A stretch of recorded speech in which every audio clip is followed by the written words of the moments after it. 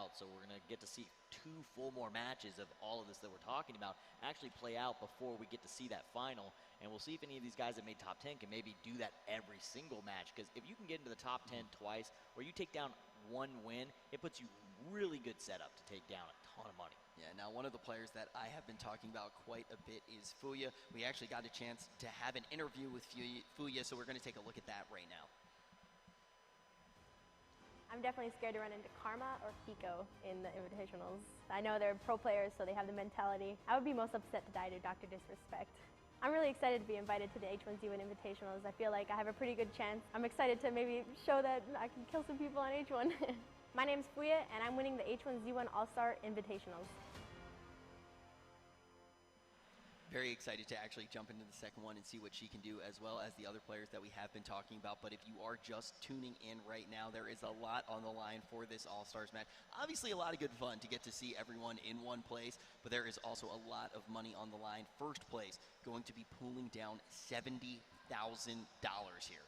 I mean, $70,000 is nothing to scoff at, so it's a sizable amount. And Sandy Rafter's got to feel really good going into game 2, already with $5,000 in his pocket and set up to go ahead and possibly take down the 70 as well. I mean, that's the big deal there. You know, when you actually do get first place, the amount of points that is worth when you are going to be pulling all of those points from a 3-match series, it's obviously just going to be massive. Yeah, I mean, absolutely. We saw almost just under a 50,000 point difference there between first and second. So that's a big gap. That makes up a huge portion of that score. I mean, that's higher than some of the people that are, you come in and let's say 20th, that 50,000 point bonus is worth more than the 20th place position alone. So that's a big jump up and putting yourself for placement later. The thing is, too, is if you get a very high placement going into the second match, you pretty much lock out a lot of the competition. Yeah. And we've actually seen that in tournaments before, and we're going to be doing the Legends tournament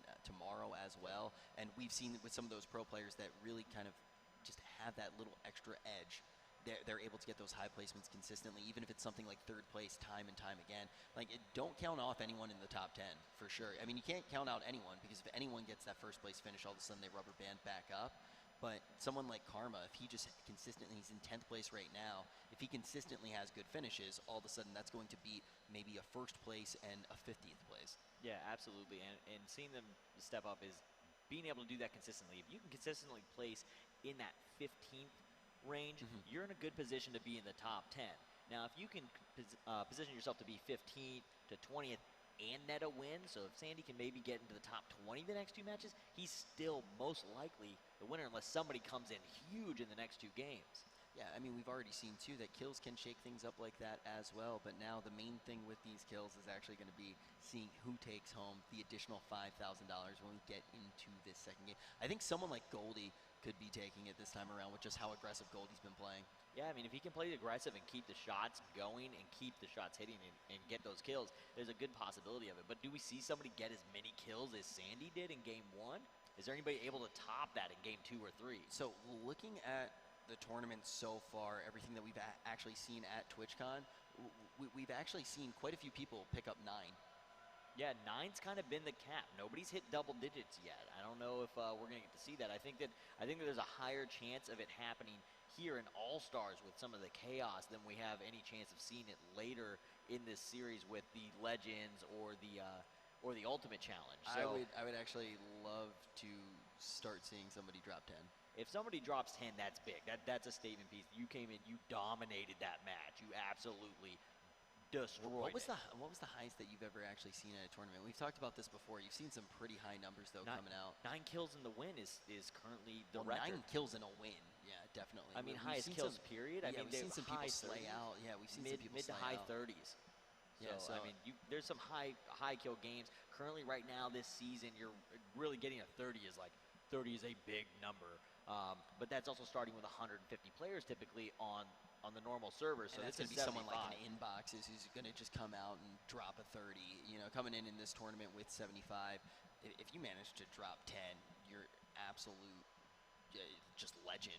Already with 9, pretty crazy task to be pulling off. Yeah. We'll have to see if that is repeatable. I mean, nine is just such a huge number with the pressure of all the lights on you, all the viewers at home, all the viewers here in the live audience. That's a lot of pressure. So trying to play that out, do you want more kills is what you want to be remembered for, or do you want to win and take the glory down with all the money?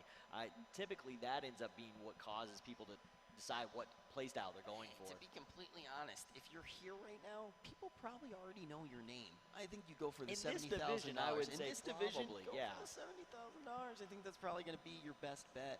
One of the things that we did talk about before we jumped into that first game was also the fact that there are quite a few changes that have actually gone down in H1Z1 recently. Do you think that a lot of the players had adapted to them very well? I know one of the things that we actually saw was OP inside of that car just driving all the gas, and at one point actually had to switch out of the cop car into the Jeep, but probably just running out of gas. He was either running out of gas or he had done too much damage to it. I mean, when they cut away, we don't really know what's happened to that vehicle in that time. I'm not sure what the condition was, but he had been driving that one car for a long time. So absolutely, he was going to want to get out of that and get into another vehicle. So you see people swapping vehicles. Something that didn't happen as often in the past was stealing somebody else's vehicle. You both have cars. You either take the fight, win, and then see what car is better, or you leave. But now you run out of gas or your car gets into a position and you want to play late game. That's sometimes that catalyst that causes you to make a play on something and just drive in, jump out, hop in the other car and leave. Yeah. And you leave the other guy with your junker and take their new car and dip out. Yeah, we saw Doctor actually taking some fights that seemed to be based around vehicles as well.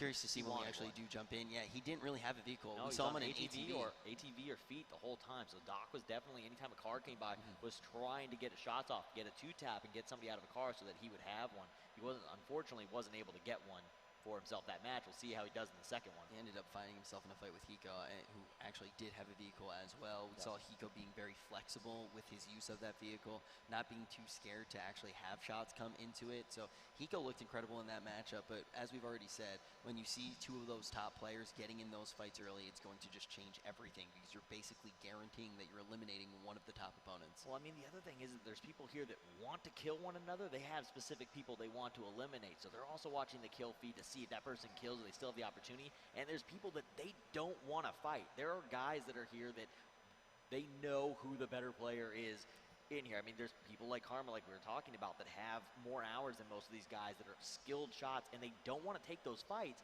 because they don't want to get eliminated. So they are waiting to try and see that guy got eliminated.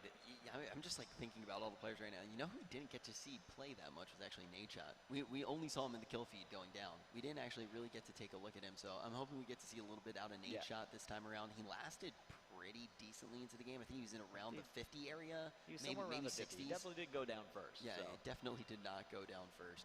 I'm curious to see who does go down first in this one as well. If you had to put your money on anyone right now, who do you think goes down first? I don't know. Sandy was playing out of his mind. I think that he'll show up again. I've obviously got some favorites in Jim, Theo, and Glitter that I'd love to see go ahead and show up and perform again. All three of them doing fairly well. Top 15 placements out of them. I believe Jim was Jim the one to take down Theo as well? Yeah, I believe that was actually the matchup there. We saw Jim taking down Theo.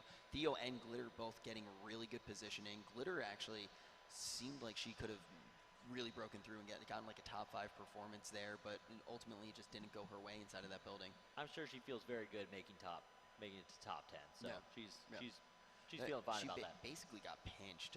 I'm trying to remember exactly how it went down. She's up against everything with the gas collapsing. Is that on that edge over the where that like electrical and the fences were, where behind Sandy Ravage right there at the end? She was kind of off the side of that hill. I forget who got her. I believe she was actually pinched by Vindictive as well. Was that who it was? I'm trying to remember. I'm trying to remember. That was pretty late in the game. Yeah, these guys are still getting loaded in. We're almost ready to go. Got 75 computers. Just got to make sure everyone is ready to jump in. Got to make sure that everything's running before we get this game started. But yeah, I mean, those performances, we had a lot of people show up. I mean, other guys that we didn't get to see a lot of. I mean, my first person I ever subscribed to ever on Twitch, Angry Pug. Really? I didn't get to see enough Pug. I want to see Pug go off this game. There are plenty of things that we're definitely very excited to see as we do get into the next game, but if you haven't gotten to see too many of the announcements that actually did come out of H1Z1 throughout the course of the weekend, we do want to fill you in. One of the biggest and most exciting announcements that we did actually hear is about the Pro League. So we have a quick video to fill you in, put you in on the loop. We're going to toss to a video that's going to describe the entire league format to you. This is it. This is where the grind begins. Get used to this room, 10, 16 hours a day, lots riding on this. Yep. You guys ready? Uh-oh, we got company. You just whole team left. Oh, spread out, kill. Where is my help? Why are you wondering us again? Where is my help? Game 1. How does it feel, man? Amazing. The difference between success and failure is going to be how well you operate as a team. Let's go, boys.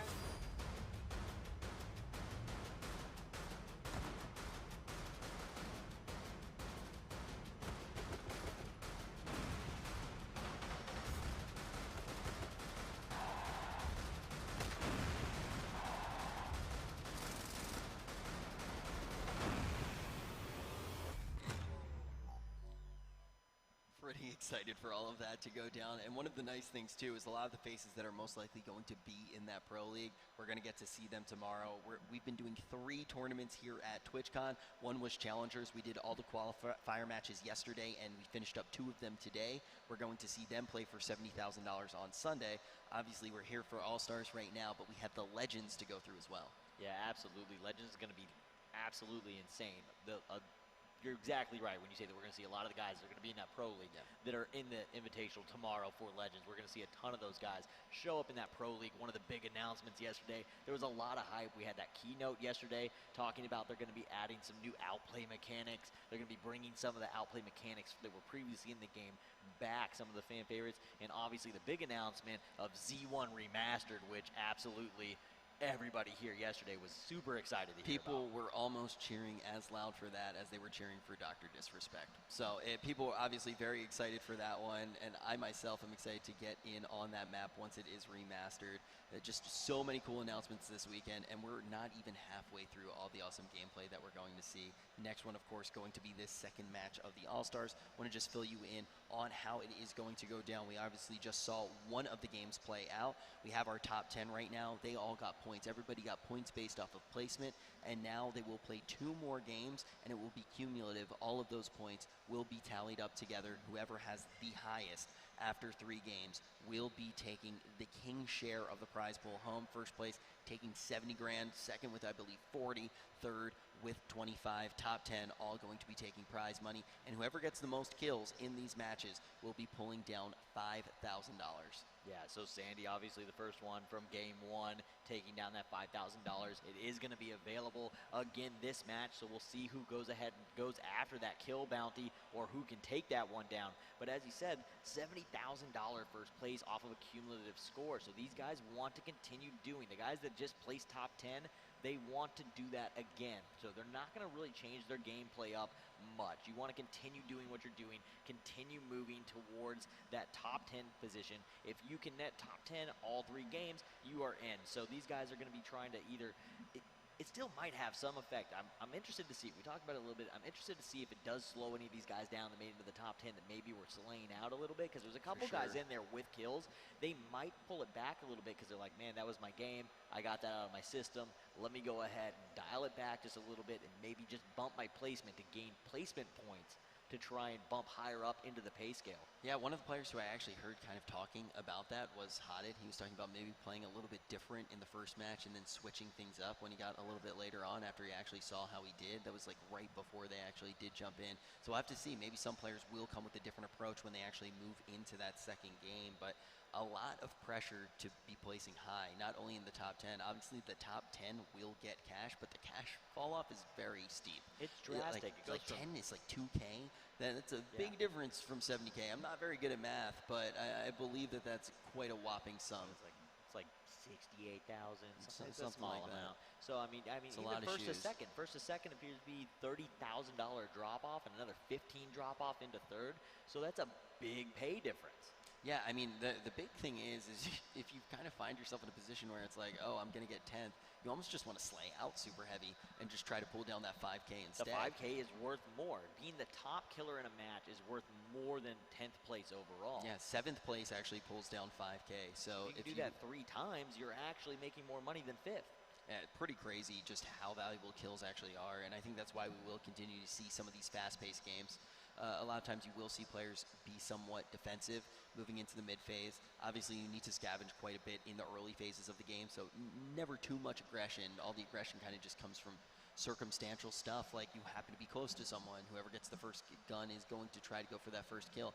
After that, it definitely does calm down until we get into that later portion of the game, but when kills do matter this much, every now and then you're just going to see someone go absolutely berserk, try to put those numbers up on the board quickly, and try to pull down some cash. Yeah, absolutely. I mean, and that's kind of what the game is going towards. They were talking about it in the changes with the Pro League is that they're going to weight kills a lot heavier than we're used to seeing. They want to speed this game up. They want to see those high-octane, high-action moments. It's exciting. And reward it. That's the stuff that's really fun to watch. You do get those awesome fights of maybe somebody holding down a building and somebody coming in, and you get that momentary excitement, but they're moving towards pacing the game at a point that it's just high octane all the time. Yeah, there are definitely some moments like someone even hiding in a Jeep where it can be really hype, but there's nothing better than just seeing the flame games. Flame Hopper play from DreamHack. Yeah, right. It's incredible actually seeing Flame Hopper pull that one off, and if you are a Flame Hopper fan, you're going to get to see him tomorrow as well. But yeah, it's awesome getting to see those, and sometimes, you know, someone just sitting right in the middle of a fight, you see that gunfight raining out, and there's just a dude in the middle inside of a car just completely avoiding the fight. But when those kills start to matter more and more, you want to be on the fighting end, not the hidden end. Yeah, absolutely. And I think that that's awesome going for that. And it's a better viewing experience for the spectators as well. It's just more action. They get to see it, what would Doc say, full momentum. I believe that is something that the Doc would say. Excited to actually see him jump into this next one as well. I think he kind of got a tough matchup there, falling very closely to Hiko on the map towards that mid portion of the game. I think both of them could easily come out and win this next game, if not the entire thing. Yeah, I mean, that fight between him and Hiko could have gone to either one of them. Sure. And Hiko edging that one out and getting him, catching Doc obviously out in the open without a car, had the advantage, wasn't afraid to use his vehicle for cover and sacrifice some of the health on it to net that kill. So Doc was at a bit of a disadvantage there. We'll see what happens if maybe they come up against each other again on a little bit more level playing field. And the other thing that we definitely have to take into account when we actually do look at that last game was where the ring did drop, where that safe zone was. It was somewhat of an interesting safe zone, and I don't necessarily think one that many players are accustomed to. No, it's one that's not quite as common, and it's one of the newer POIs and one of the past few patches that got added to the game. And you saw that Sandy Ravage ended up having the top of that hill there, and it has the look down. So typically the hilled areas within the game have hills on little ridge lines. It's not really edged to one side or the other. In this way, it's actually only one side up. So there's the one high side. There is no other high side to take a shot across. Nobody was up there to challenge him. So everybody was either at the same level, same eye line, or below him. So he had a real big advantage holding that spot where he came around. We saw him get that play onto Ellaheim. There was a lot of little angles that he could make use of. He definitely had the power position for that final safe zone. Yeah, and just like that, too, we saw in the later portions of the game, that was when a lot of the kills just started to come in. Like, there were just so many kills coming in from having that positioning like that. And sure enough, going to come in not only as first place, but the best slayer inside of that game as well. Oh, yeah, absolutely. I mean, it set him up to just go off at the end. How common do you think that's going to be, though? Let's be completely realistic. How often do you actually think we'll see a first place also be our top slayer? I mean, a lot of times you are going to see it. It's that person, once it gets down to the final safe zone and you've eliminated, you're down to 10 players, it opens you up to be a little bit more free with how you're going to play. You're now able to see, you know where everybody is. You're not worried about somebody coming out of the gas that late in the game behind you. There's less vehicles in play, or they're all getting blown up and nobody's in them. Being in a vehicle at the end of the game isn't that great of a thing to be using unless you're doing the Flame Hopper play and trying to edge out the team game. But that's pretty typical. You're going to see that guy that wins the match typically get those last few kills. We've seen it happen all the way through qualifiers. It's typically been that guy. There's the one case where they've lost, but that's usually because they decided to have a boxing match and they're much better with their weapons than they are with their fists. But anytime it's gone to gun battles, it's typically been the top killer. Yeah, if you didn't get to watch, in the Challengers matchups for the qualifiers, we had 7 qualifier games, 75 players in each game. And one of the things that was really interesting is all you need to do is get to the top 10 to be able to qualify for Sunday to play for the $70,000. So sometimes in that final portion of the game, you would just see the top 2 players wave to each other, take off all of their stuff, and just go up to each other and brawl it out, because there wasn't any money on the line. But there is definitely money on the line here, and we are about to jump into the second game of All-Stars Twitchcon. Let me hear you make some noise for the All-Stars. All right, it sounds like they are ready, Supersonic. Let's kick this one off. We're going to jump right on with Summit. Yep, Summit getting himself an early kill onto Mini Lad. Summit getting the first kill of the game. No helmet, but able to find Mini Lad as they land on the same building here. Unfortunate finish for Mini Lad coming in, getting to be that first blood. We saw Mini looking pretty decent at the beginning there. Vicstar going to start looting up at that POI. Cotton moving around here trying to look for some loot. Yeah, Cotton, one of the winners of the Twitch votes. So we'll see if he can show up. He's definitely a favorite from the vote program. And we've got a fight here between John Vlogs and Wildcat. Wildcat extremely low, not afraid to peek out and take that shot though. John Vlogs pushing the issue, and he is gonna find that kill with the AK, and down goes Wildcat. And John just being ahead there for most of that, being able to pop off the helmet very quickly. Cotton still inside of this building, going to move out now. Now it's going to be Lucas putting out some shots into Vicstar. Yeah, taking a couple shots, gets a few shots into the vehicle. Looks like Vicstar did get tagged once. He is bleeding. Gonna go ahead and disengage. Vicstar not wanting that fight at the moment. Soda popping here. I believe. Out inside the gas station. You believe in soda popping? Guys, if you believe in soda popping, let me hear you make some noise. Come on, soda popping. Moving around right now. He's got a pretty decent setup going on here. Last time, I think the real thing that kind of bit him was his positioning and maybe getting inside of the cop car and turning on the siren. I don't know. Sometimes people hear that and tend to kill you. But Soda Pop moving around right now, getting a much better position than in that first game. Yeah, I mean, he was definitely, we had that awkward standoff where he wasn't aware of the other player, tried to get in the car didn't have any keys, started hitting buttons, seeing if he needed to turn it on, ended up just drawing more attention to himself with those sirens, and he did go down early that last game. Looks like he's going to try to be a bathroom hero, though, this time around. Saw him get in there, close that door. Now Chaos 8 moving away from civilization, moving into the forest right now. Looks like Isaac getting some decent looting going on as he moves throughout that building. Gas will be advancing in just a little bit, but we are definitely in that early phase of the game right now. Players don't really want to have to interact with each other. But Soda popping, gonna put some shots in right now. Gonna go for that kill. He is able to sink 2. No connection onto him yet. Getting Steve all the way down to 37.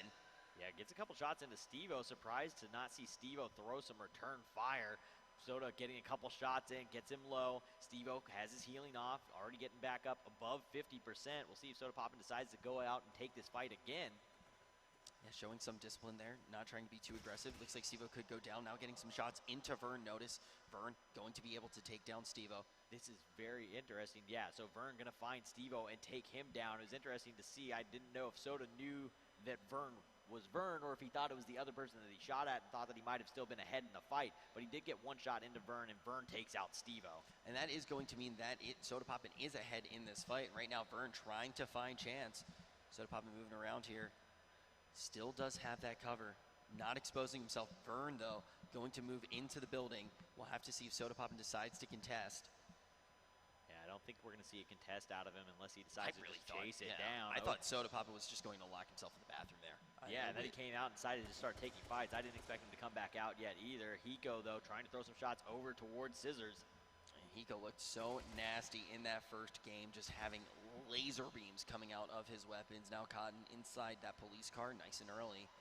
Yeah, Cotton going to get a couple shots off there, decides that it's not worth going and engaging again. He's going to drive away. And this is a pretty good thing to have early, though, having that police car. Yeah, absolutely. The car definitely plays into it. You're able to keep yourself very mobile. It gives you options to get away. If you can hide your car, there's always little like ridge lines here where you kind of see that opening where he could stick the car and it only has one side to be shot at. And you can kind of protect your vehicle, but it's there and ready to go if you need to get out of Dodge quick. Pretty good mobile cover as well, especially with that police car because it has those lights on top. That's going to give you just that little bit of an edge compared to the other vehicles. Now OP maybe getting to take this fight here. Some shots coming in and a beautiful takedown. Yeah, great two-tap there out of OP, controlling that AR, finds the first shot during the jump and able to pull it back down for the second one and gets that two-tap. And picks and protects the body armor, so he ends up getting a full two-hit out of it. Doesn't hit the body armor at all, so that two-tap actually nets him a great piece of equipment. Yeah, that is going to be a big kill, and now we are just a few seconds away from that gas actually advancing, so we're going to get to see what that ring looks like. We already talked about the abnormal ring that we saw this time. We may have a PV finish here. This one is looking like it's most likely going to be a PV finish. There is still a chance, though, that we pull far left or far right, so we might end up going east and back into the same safe zone we saw previously, or it could pull to the west there as well and make it out. So it's still pretty centered, but I think that end zone still has a chance of getting out of PV. Just barely on the edge, though. Drop going to be coming in right now. We already saw how well Karma could actually play this drop. Explosion being so close to Noah there. Noah able to not get hit by that one, though. No one is going to go down just yet to that. Yeah, Noah still pushing through here. We've got Pug up ahead of him. He's pretty far out there, though. Won't see that fight happen, and I do believe Pug was driving when we saw him previously, so he's got a whole lot of mobility. He's just going to take off and heal up.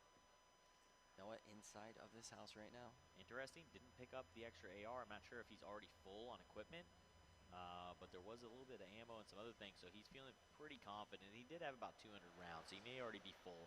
Summit appears to be on foot here. Vern and Soda Poppin still very close to each other. This fight could play out again. Vern now is going to be fully healed up, so they are entering this one equally. Crunk putting some shots into Parasite. Parasite does have that vehicle, should be able to get away without a problem. Vern still lurking close to Soda Poppin. It looks like he's actually healing, so they did engage each other for a second there when we were off of him. Gets healed back up to full, though. Soda just inside that door. See if Vern takes it. Vern going to go ahead and try and creep walk away. Trying to not reveal his location based off of the steps. Crunk Muffin going to let a few more shots come on through. Parasite, though, seems to have pretty good positioning here. Parasite didn't necessarily make it as late in the game as I expected. I think Parasite could be a big player this time around. Absolutely, could definitely be a big player this time around. And also taking those shots where Crunk felt fairly confident there, standing out in the open, not really making any movement. That sets you up for an easy two-tap, and the helmet comes off from Soda Pop. And Vern noticed, though, not quite ready to push. It looks like he's going to go ahead and stand that one down. Zombie Unicorn now getting shot, loses the helmet to OP SCT.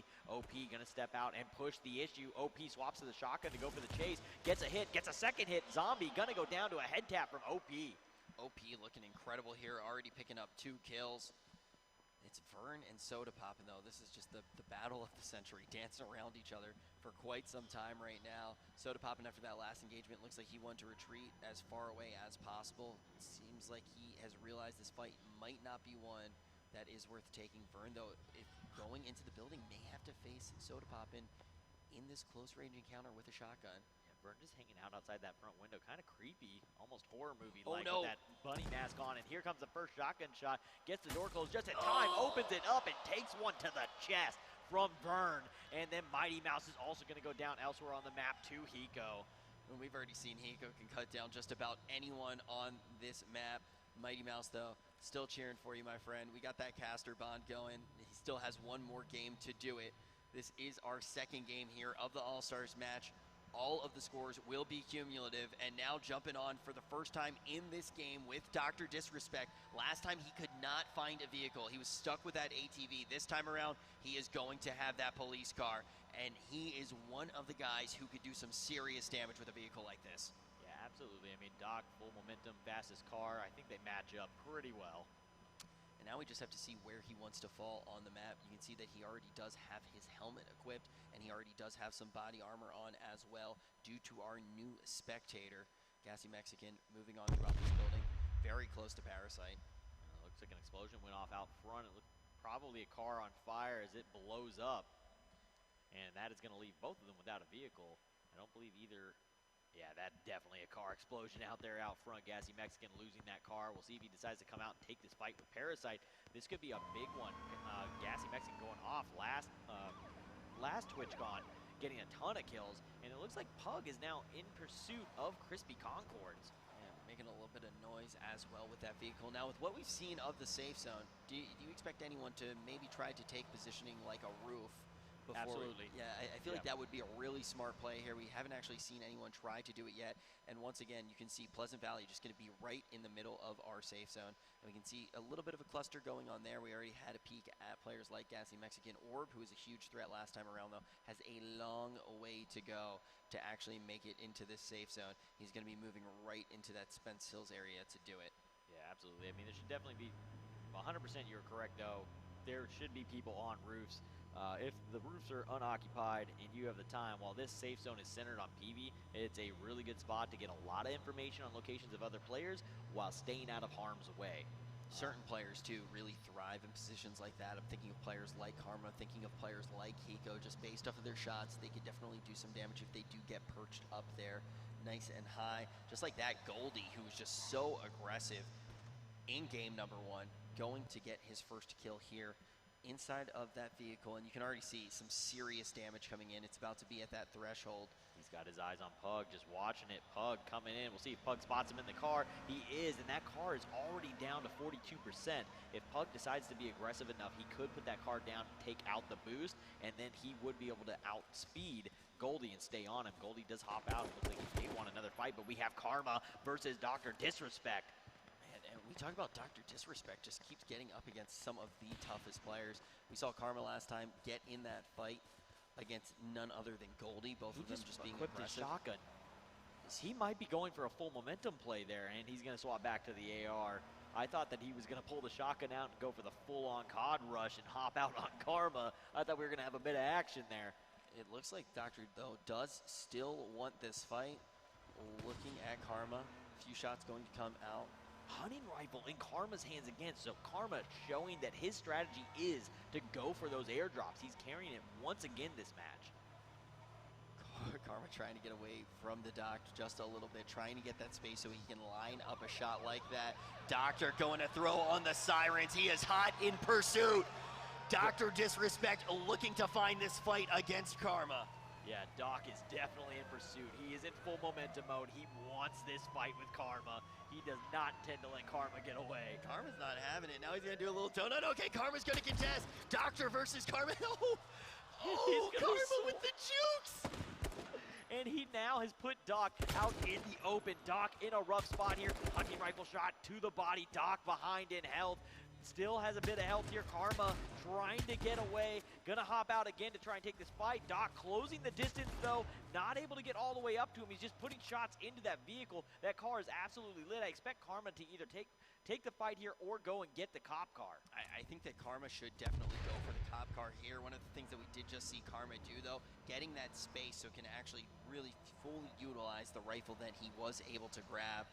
Josh OG, though, now inside of this police car, going to be getting shot at just a little bit. Dr. Disrespect, yeah, Karma ultimately does go for that police car. Dr. Disrespect trying to put some shots in right now, at least damaging that car. Hiko going to take down Crunk Muffin. Once again, Hiko just being a huge threat on this map. 2 kills already. Back on board with the Doctor. Karma still not backing down. Jens Pulver out here behind. Doc gonna throw a couple shots his way. Doc out for blood. I'm surprised Karma didn't just take the cop car and dip. Yeah, I'm really surprised he didn't do that or try and use the Jeep a little bit longer. I'm not quite sure what the health of it was, but now using the cop car and sacrificing your second vehicle to the fire of the Doc is not a good idea. You're going to need the health of that vehicle later on. You need to put it in a position where you're not sacrificing the health of it, and he is going to find Doc going for the Jeep. Oh, there's the ENAS. The ENAS from Doc. Swaps to the AR. Doesn't want to waste that ammo. Gonna get into the vehicle possibly for Doc. We'll see if he can get this thing blown up. The car is gonna catch on fire soon. Doc immediately out. Shots coming out from the other side. Jens Pulver getting in and helping out the Doc on the assist. Karma, though, able to get a quick reaction straight into the vehicle and out of harm's way.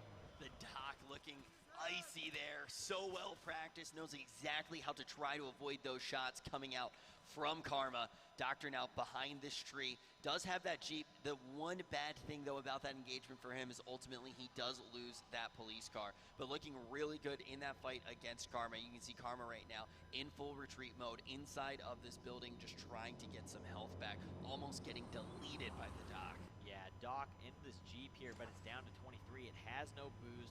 He's got to go somewhere. He's going to end up on foot at some point. Crashes it. The car's definitely on fire now. He's not going to be able to use that going forward. So Doc now stuck on foot again in 63rd, or with 63 players remaining currently in Grims. We have some shots coming into him. He's going to take a shot, lose a makeshift, and take a little bit of health.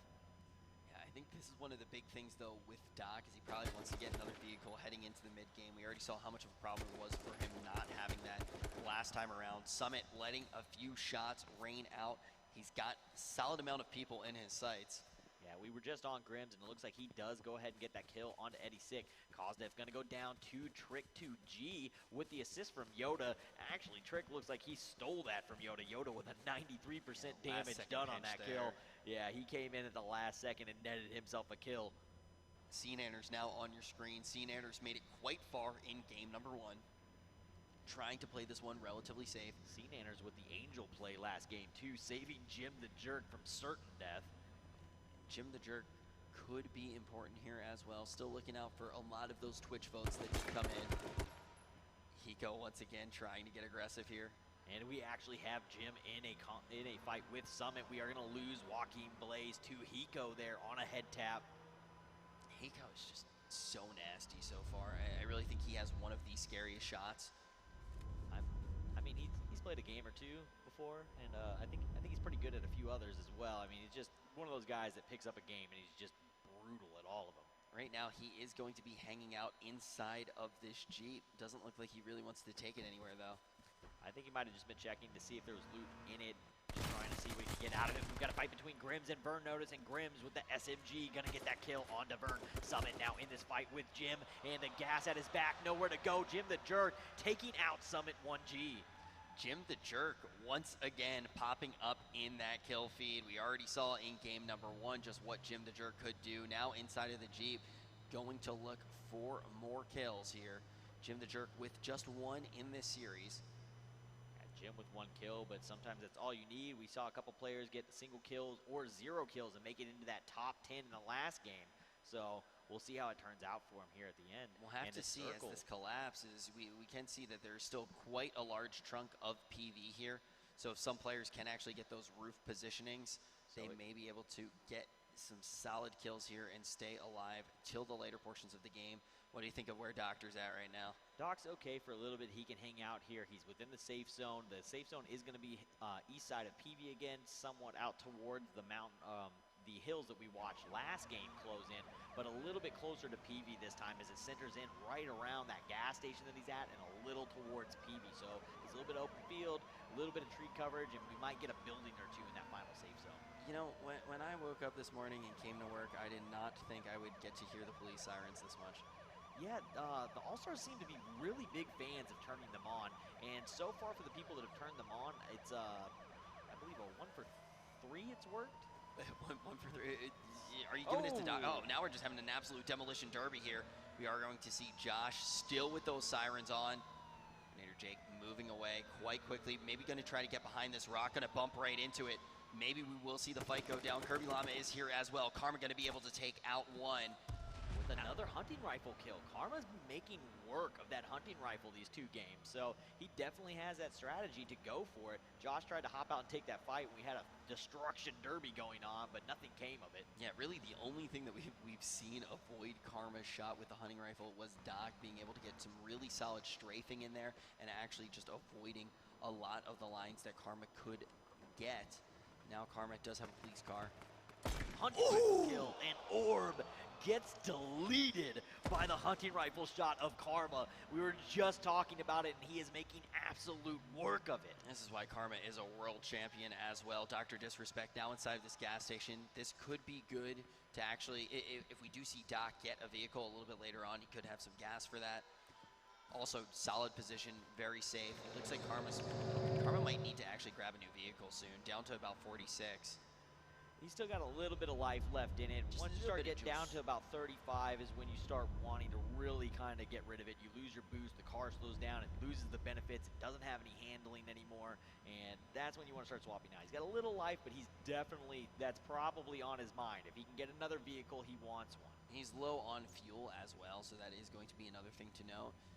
A lot of the vehicles at this point in the game are going to be relatively low on fuel unless you have seen people start to loot those gas cans a little bit early on.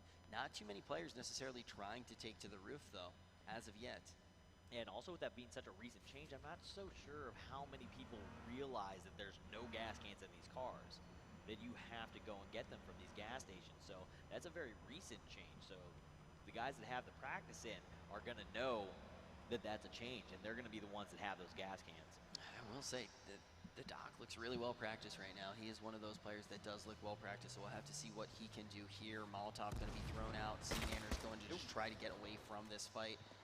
Few shots get put into the vehicle. Yeah, gets one connection onto Nanner, gets that makeshift off. Not going to do a ton of damage. Level 1 bleeding, easy to combat with the single bandage, so he's just going to drive away. He does not want the fight at the moment. Yeah, we've been seeing a lot going down inside of these residential areas. We are down to just 54 players here. Started with 75. Airdrop coming down right now. We expect Karma to be one of those players to go towards it, and you can see right now he's just so dirty with this hunting rifle. Not going to be able to pick up the kill here, though. Trying to get, once again, another one. Yeah, absolutely. An angry Pug going to get taken out by his friend Grims with the SMG. Pug going down there in 54th. Karma still looking for this hunting rifle fight against Scissor. And Karma with no body armor as well at this point. Hiko trying to heal up just a little bit. Relatively safe here. Yeah, he's going to be there safe for a second, but it does look like OP wants to take that safety away from him. Grenade going to come out. Hiko having to step out, takes a couple shots, gets a few hits into him, and he is going to get the kill. But Jim from the back is going to take out Hiko. So Jim going to come in and get loot off of 2 players. He gets a ton of loot, and we're going to see Vindictive as she gets a kill into Noah with that grenade. Wow, now we are really starting to see this kill feed light up, but Jim the Jerk is just going to be so far ahead after this. If we see another kill go out for Jim the Jerk onto Cotton, that would just be massive. The amount of loot that he just picked up here, he's going to be pretty much set. Just needs to take good engagements. Now, we mentioned that we didn't see too much of Nadeshot. We are actually going to see Nadeshot pop up in the crosshairs of Karma. Yeah, not able to get a shot off, though. Karma going to sit down, heal a little bit. He's still in that same vehicle, still at about the same health on that car, too. So he's still in an okay position. He's obviously got the power weapons. He's been making work of people, and he's still looking for fights. I think he's kill hunting. I think he's looking for $5,000. Allen going to walk right in. Man, he just ate that. Doc just making light work of Allen there when he gets into that gas station. Yeah, Doc with that headshot onto Allen. Potted going to go down to a face tap. Now, Giant Waffle trying to get back into this one. Just trying to find the right line, though, Islel. Yeah, Let doing some interesting plays there, able to get that kill onto Giant Waffle. We see Josh OG get a crossbow kill onto Loco. Man, we saw the crossbow a little bit earlier, too, actually, inside of a residential area. People just breaking that out. I used to be good at the game, but then I took an arrow to my hip. Jericho actually up on this roof right now, talking about how this positioning could be really important. Vindictive right below him. We'll see if he decides to make that play. You can see from laying down with third-person camera, you can see over the edge of that just barely. Might actually have vision. Man, I feel like every time we go to Karma, he's just using this power weapon right now. Now he He is has up against 24 the gas. shots for it. It just said that he had 24 supply plus 3 in the chamber. He's got 27 rounds. He's gotten multiple airdrops. Nobody's going for him. They're just giving them to him. Yeah, so Karma really just utilizing this strategy in every game, and we'll have to see how it does play out for him. Now trying to line up one here. You know, Karma knows a thing or two about rings. It looks like he is actually going to try to play this ring right now, moving around this gas. He's still looking for another shot, gets a hit into Ice Prime. Ice Prime down to 5%, knows that he's low, swaps to the AR, gets the finish, and Ice Prime gonna go down to a head tap from Karma. Karma making work of this field of players right now. Karma looking quite crispy there. A really good switch of his weapon as well. Now we are going to see Nadeshot behind him out of nowhere, but he's able to stay alive and take it. Sexy Hexy taken down by Nadeshot. That turnaround and able to get the head tap in. We just saw Fuya go down. Jericho finally finding Vindictive and gonna eliminate her from the match with a nice grenade from up above. Yeah, we didn't get to see Nade's shot last time, but now looking quite impressive. I thought he was just going to take a couple shots to the back and be blown over, but they're able to snap really quick, get those headshots in, and now is going to find himself in a decent position. Still does need to heal up quite a bit with only 40% health, and the ring now is going to get tight with the amount of players that we do have. Still a little bit of PV is going to be on that left-hand side, just a little bit of that eastern part of PV in the western corner of the ring. Yeah, definitely it's still there, and it does appear that Doc's gas station is still safe there as well, so he has a little bit more time if he'd like to stay there. Karma, though, trying to get those shots off onto Nade's shot now, and he is circling him. He is just the shark in the water looking for this shot onto Nade. We'll see if he can find it here as he starts wrapping right, trying to get the angle. Man, I think like the whole thing with Karma too is the fact that he has been able to keep this vehicle relatively at the same spot. You know, he looked a little while ago, was at 45%, now he's at 39. So it looks like Karma should be able to use this vehicle for quite some time, but Joshua OG going to be able to make that fight look easy. Josh OG making use of the explosive tips from the crossbow. So when it said that he got the crossbow kill earlier, to get it to say that the crossbow hit means that he direct impacted somebody with that crossbow. That doesn't feel good. An explosive tip arrow direct impact has gotta hurt. Now coming online with Bo. Looking for some shots, not able to really have any good lines of sight. Nobody really in a close enough position for him to get some easy shots. Staying mobile though, making sure that he's not gonna be an easy target. He is moving around quite a bit. It looks like there's some shots coming out from up ahead. That might have been Theo Man throwing shots at him. Karma still in this battle with Nade shot, going to move off just a little bit. He does have the ability to get a decent amount of space between him and any player, still having so much ammo to work with on that hunting rifle. Dr. Disrespect still in the same building that we saw him take down Hotted, but it looks like we have two people about to crash this party. They do seem to be driving off. MZA may decide to loop around. Just like that, Yoda is going to be brought down by the shotgun. And we are back on with Bo as he's taking some shots off into the distance at MZA. See if he's able to get any more shots. Just starting to take shots at vehicles. We're going to see Cream get a kill elsewhere on the map onto Femsteph. And we need to see players start taking out vehicles. There's a lot of vehicles left alive currently. Not enough people are taking shots at cars. They don't want to give away their position, where you want to start taking these things away from players. Ellaheim going to go down somewhere on the map inside the gas. And Karma back into the car. One of the big things that we do like to talk about too with vehicles in particular is that war of attrition that does go down in H1Z1. And a big thing is if you put some of those shots in, Nade shot going to be brought down.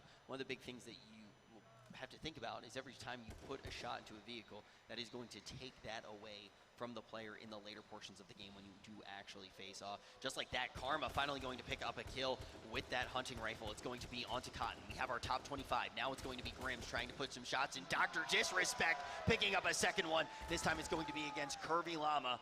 Theo Man going to be brought down a little bit early here by John Vlogs. Only 23 players do remain. Down to 23, and it looks like Doc is possibly looking for another fight there. Sandy Ravage in a combat with Grims, getting tagged up a few times, and Grims gonna get taken out by the hunting rifle from Karma. Karma just absolutely destroying people with this thing.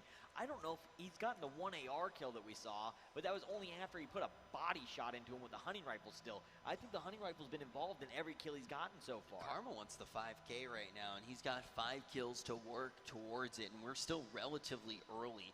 We don't usually see too many kills coming in this early, and Karma's just getting a majority of them, but now this ring is going to be very tight, and we are going to see this kill feed light up. So keep your eyes posted on that top left portion of your screen.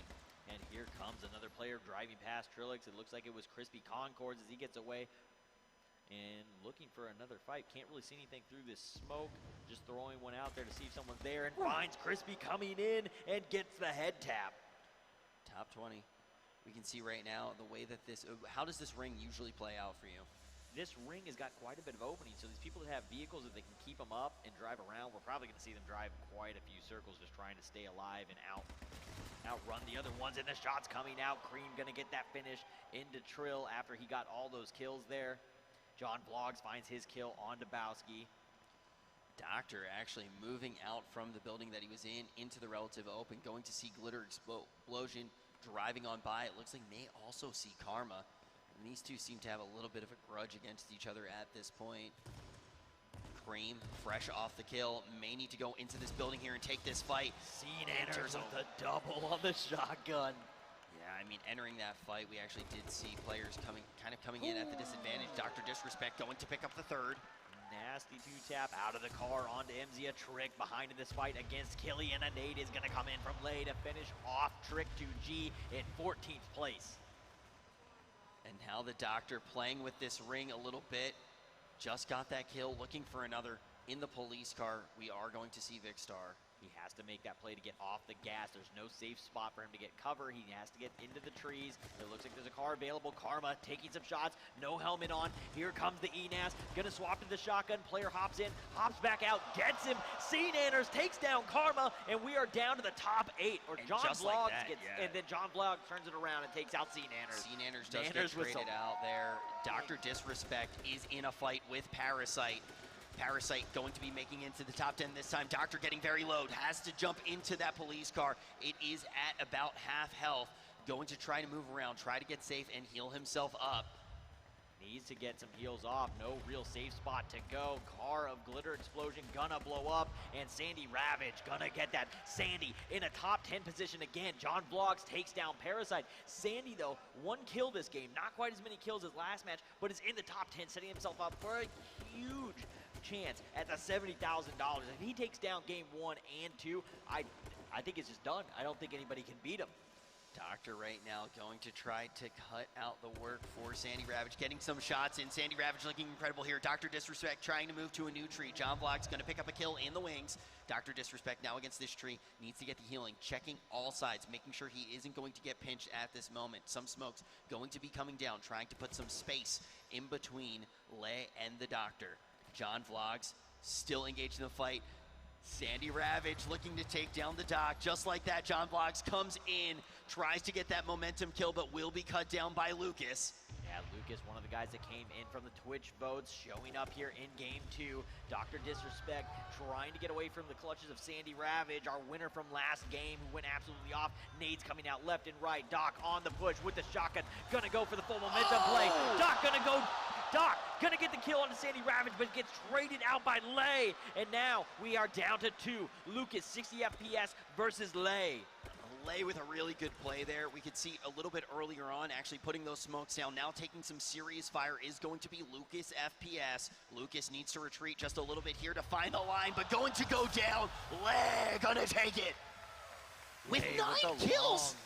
With 9, tying it out. Lay getting a lot of late game kills there. We can see getting those last 2.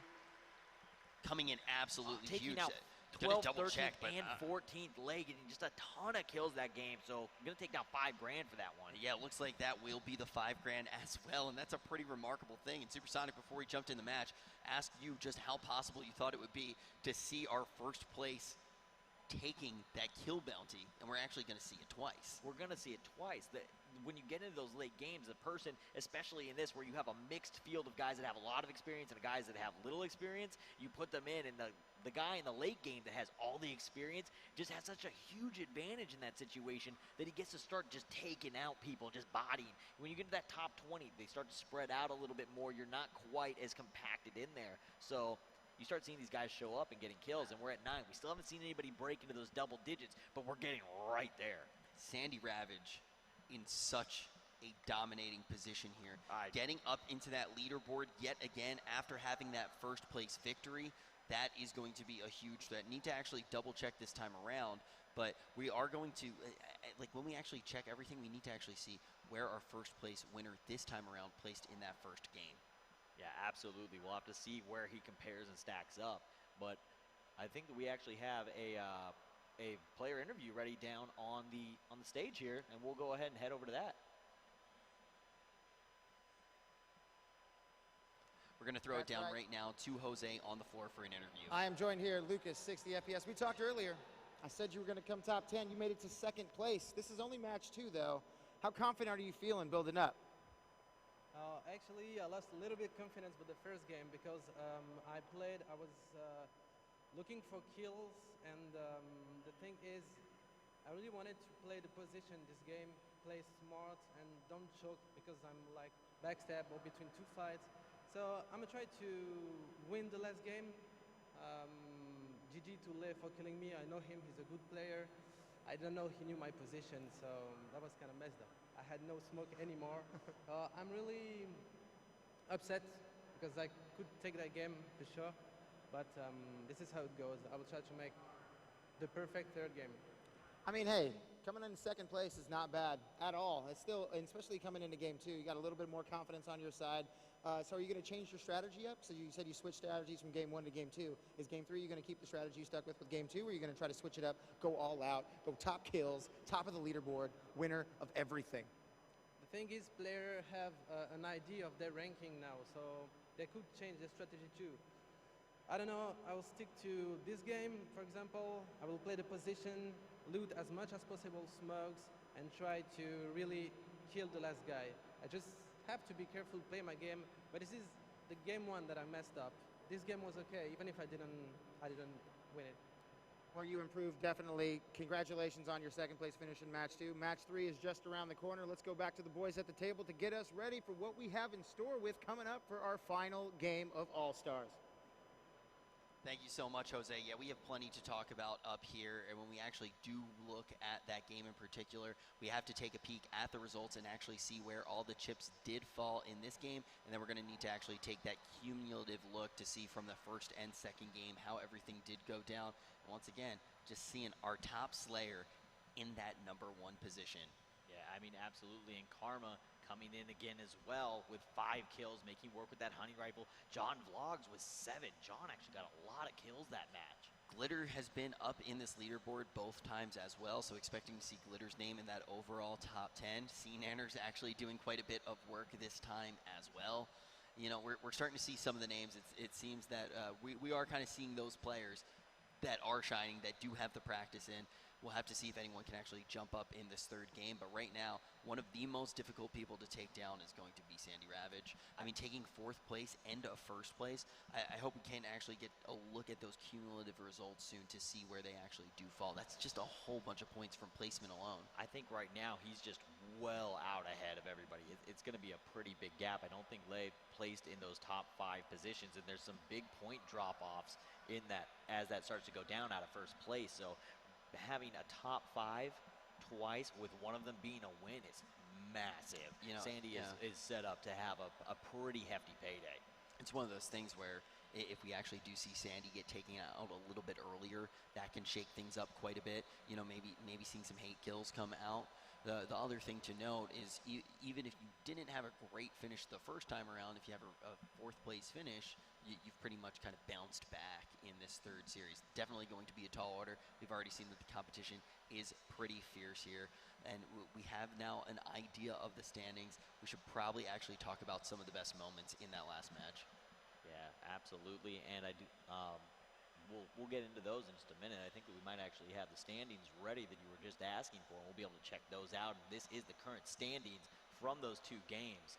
So we can see Sandy Ravage is sitting in 1st in the overall. Lei is in 2nd, but we have a 70,000 point difference here. So we were just talking about that. We're going to need to see a drop-off of Sandy going out early for him to not make it. If he makes anywhere near the top 10, top 15, he's most likely just got this in the bag. It's just done on lock, unless Lei can step up and take down a 1st. Yeah, it's going to be hard for someone who's in like this 5th place position, 6th place position to necessarily jump back without players like Sandy Ravage having a bad third match. I think that's the big thing to note. If Sandy Ravage comes out and has a bad third match, okay, maybe someone can actually jump back up ahead, but still a very tall order. So you have to put kind of all of your chips in one basket there. Maybe seeing someone like Vicstar jump up with a 1st place could be enough, but Sandy Ravage probably coming into this one relatively confident. And look at the top kills. I mean, our 2 top kills in this top 10 overall are 10, and it's Sandy Ravage and Lei, the 2 winners from game 1 and game 2. So, I mean, funny thing is the split is actually the same as well. So you see in one game, in the game that they won, they're getting the 9 kills, and then in the game that they did not win, that they did very impressive win, they're just going to drop a 1. Yeah. So, I mean, that's definitely a very interesting change there, and we see a ton of other players that are up there, though. Doc sitting up there in the top 10. Glitter up there sitting in 4th right now in great position. So but definitely they're interesting still, to see that and how it's this shakes definitely out. going to be difficult for them. I mean, the only way that they can do it is to slay out and also get first place if they want to get their hands on the $70,000. But let's look at some of the plays that did make those standings fall the way that they are. We have a quick look at the replays from game number 2. And coming in right now, we're going to jump off with OP. This is one of the very early fights that we did see. Yeah, that big kill that got him that 2-hit on that 2-tap, and then we see the hunting rifle kill from Karma, one of many that he pulled off that match. If and you then see Karma's name, you know that you're going to see hunting rifle, and oh man, this one was pretty hard to watch. Hotted comes into that gas station. Dr. Disrespect just waiting, and good night to Hotted. Going to be brought down by Dr. Disrespect. Yep, now we've got Nade shot here with Sexy Hexy coming up behind, able to get the turnaround and get the shots down. Sexy gonna get ripped up there, almost nets himself the kill, and then the explosive tip arrows of Josh OG coming in with the AK to get that finish. Now this is this is the final kill of the game, and this really could have gone either way, but just seeing absolute slaying mastery coming in with 8 kills even before this fight. Yeah, and then the final nade from Lay to take down that game, and Lucas gonna drop there in 2nd. Lay coming in big with 9 kills that match. Absolutely crazy. I just do think it's funny too when we actually do look at it and you're seeing that same split coming out, seeing that 9-1 split coming out from our top slayers, but those 9 kills going to guarantee $5 grand from that match before we even get into the prizing that will come from top 10 overall from these 3 matches. Yeah, I'm so excited to see this next match and just see where this all shakes out, man.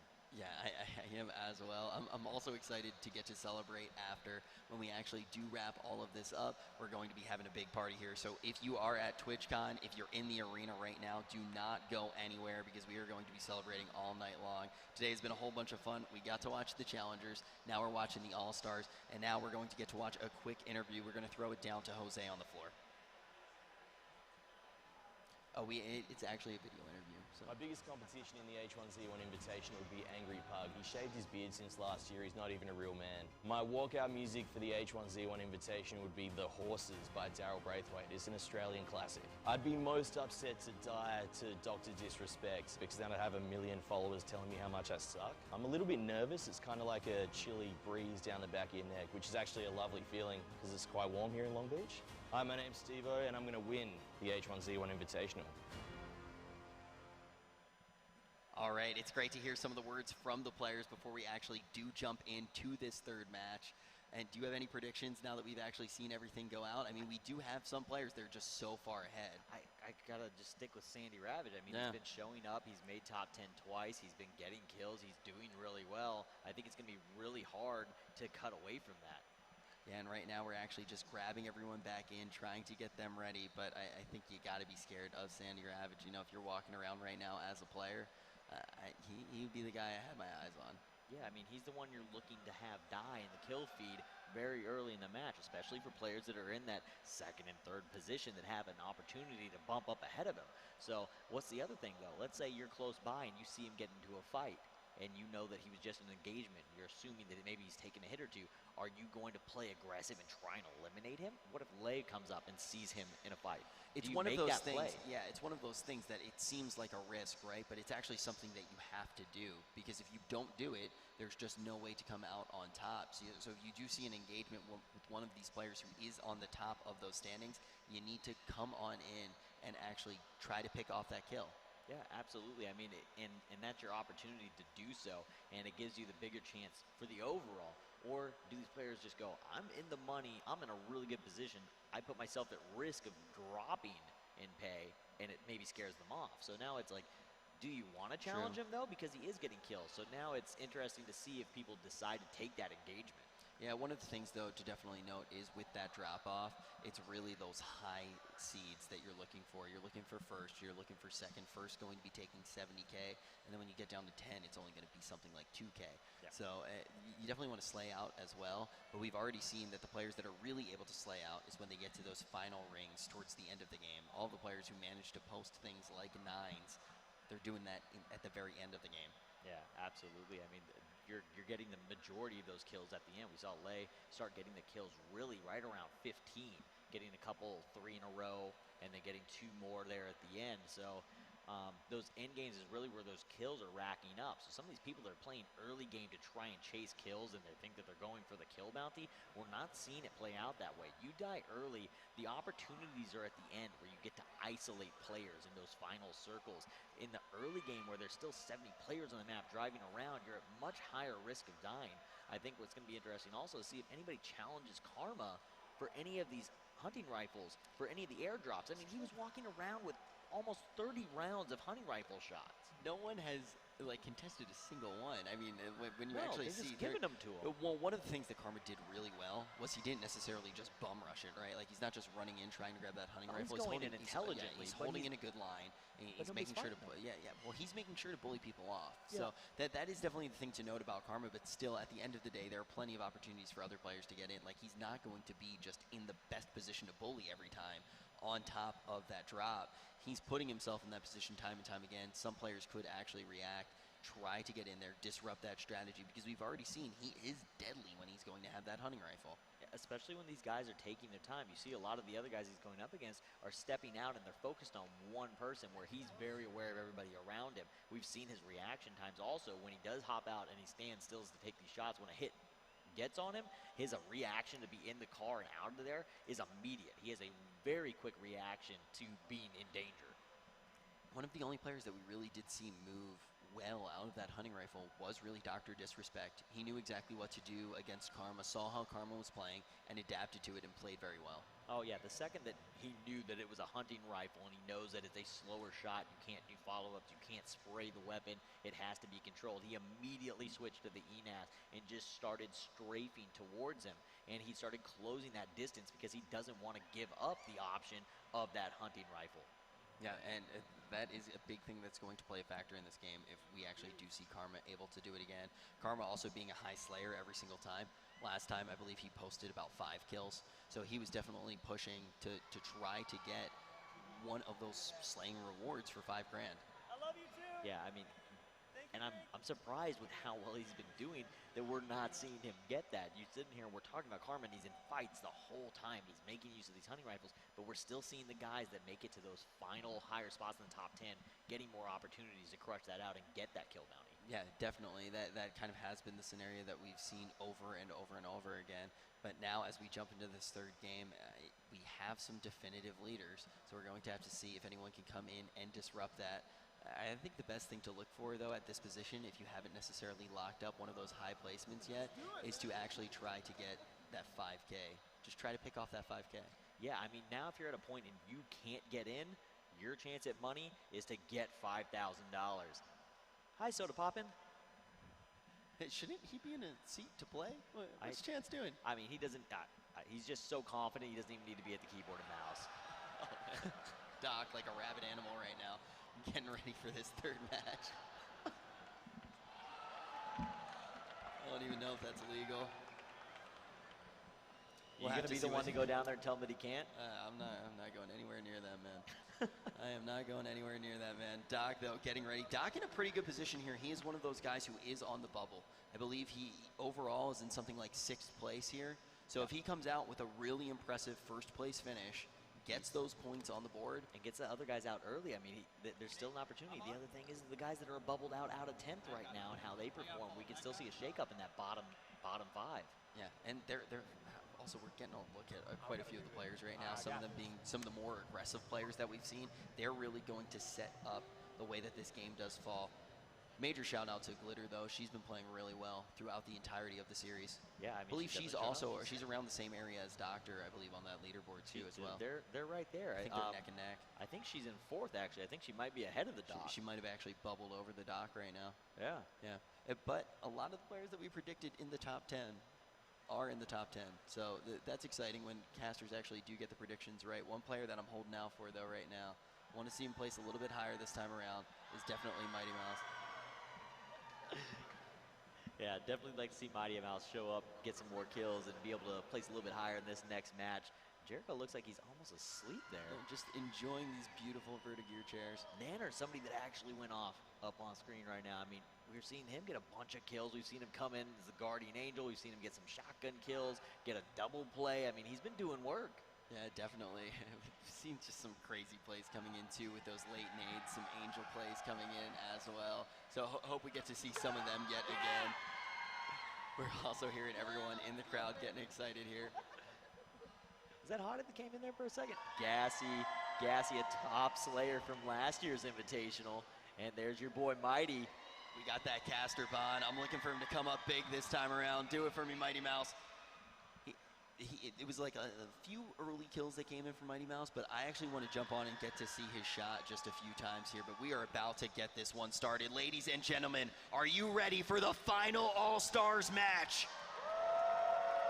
All right, let's take a peek at this spread, Supersonic. Yeah, we got a little bit of a spread. Nobody really in that southeast corner. We'll see if anybody decides to swing down there as we hop on board to start the match with C. Nanners as he's coming into what we like to call the iPhone or the Villas. He's going to come in and Doc going for the strip. Lay right below him. We got two players from the top 10. Potential to really shake things up. It looks like Lay did get the vehicle, though, and is going to get out of there. Doctor looking for that fight, though. He is going to see one. Is he going to be able to get that early shot coming in with full momentum here, trying to line it up with the shotgun? Will he move into the building? He will do just that, trying to contest here, and he should find purchase. And there we go. Vicstar coming down. Dr. Disrespect with first blood. Yeah, Vicstar going down there early. I mean, you typically come in and we say you got nothing but the shirt on your back. Vicstar appeared to be missing his shirt as well, though. He loaded in with nothing, looking like he decided to make a couple extra bandages. We're going to lose Joaquin Blaze and Ravico there early in the match. We are already down to 72. A couple people landing right on top of each other, causing some early chaos. Yeah, and this is one of those things, you know, when you actually do come down every now and then, a few players are going to end up pretty close to each other. We're going to see those early fights play out, but after that, it should calm down just a little bit, and we should see this scavenging phase start. Yeah, you get some of those initial kills that go off a little crazy, and then we get into that beginning game lull, the looting phase, and into that middle phase where people start trying to decide what their strategy is and how they're going to have to play this one out from where they're at. You just kind of got to deal with the cards you're dealt. Jim getting shot at here early by Steve-O. No helmet. He's going to go ahead and drive away. Not sure if he has enough time to get a second helmet. He did have one already available. He's going to throw that on and drive out. I think some of the big players that we definitely do want to pay attention to, as well as we already mentioned, are going to be players like Sandy Ravage, obviously already just leading. But the other thing is if a kill comes in early, still has the potential to maybe win the entire thing, but it does open the way for some other players as well. Now on board with So Vindictive. This could be another fight here. Yeah, so Vindictive going to take some shots to the back there from Lay. Lay trying to press the issue, trying to find an angle and get him pinched in there. We'll see if she can get it out alive. Lay trying to make the play. Grenade going to come in the door, forces out Vindictive, or Vindictive's going to try and hop out. Barely alive, holds on, down to extremely low health, and Lay going to find him through the door. Really well lined up shot there, and a perfect use of that throwable. Going to ensure that kill. Only 71 players here, and we haven't even seen the gas start to move. Yeah, absolutely. Rough for her to run into the player that won the last game, and Grims has been making work of that SMG so far. We saw him get a couple kills last game, and he just deletes Goldie there with it. Yoda then gets taken out by the SMG as well from Curvy. Yeah, Goldie getting taken out is going to be big. Goldie was someone who just could really kick up the momentum of each game, coming in, just getting a lot of kills and just being hyper aggressive. Now without Goldie, this will give some players a chance to breathe. Curvy Llama now in this residential area. Yeah, Curvy just getting that loot off of the body that she just got, so we'll see what she ends up coming up with. And we are in a fight here with Hotted and Giant Waffle. Hotted gonna get that finish with the AK here in the close range combat. Hotted now gonna be able to get some loot going. We already did see up against Dr. Disrespect in that close range fight, actually going down to the Doctor, but I think Hotted really does feel like he excels in those close spaces. So we'll have to see if Hotted can keep that going. Yeah, absolutely. Pug, one of my favorites, absolutely. See if he can maybe show up big this game. Fuya, somebody we were talking about, Sirens on, just looking for fights. I think that Fuya's decided that she wants the kill bounty for this game. She's looking for fights now. I think that's smart, though, from Fuya. I mean, at this point, what's your goal? You want to be able to make as much money as possible. Exactly. So Fuya not necessarily having the highest placements at this point. It seems like her best bet is just to go for that $5 grand. So maybe try to entice some fights, find somebody out in the open, move around in that cop car, see who pops out, and see what work you can get done with the weapons that you do have at your disposal. This time around, Summit is inside of this building trying to get some loot going. Dr. Disrespect, though, once again on foot. We already saw him pick up that first blood kill very early. but I believe the doctor will be trying to get a vehicle as soon as possible. Yeah, absolutely. He definitely wants a vehicle there. Eddie sick behind in a fight here against Lay at that spot where we saw Lay get the kill onto Vindictive. And Lay going for the over-the-top play here. Going to go for the Batman jump down play, possibly. Ends up running by, doesn't spot him. Still looking for him.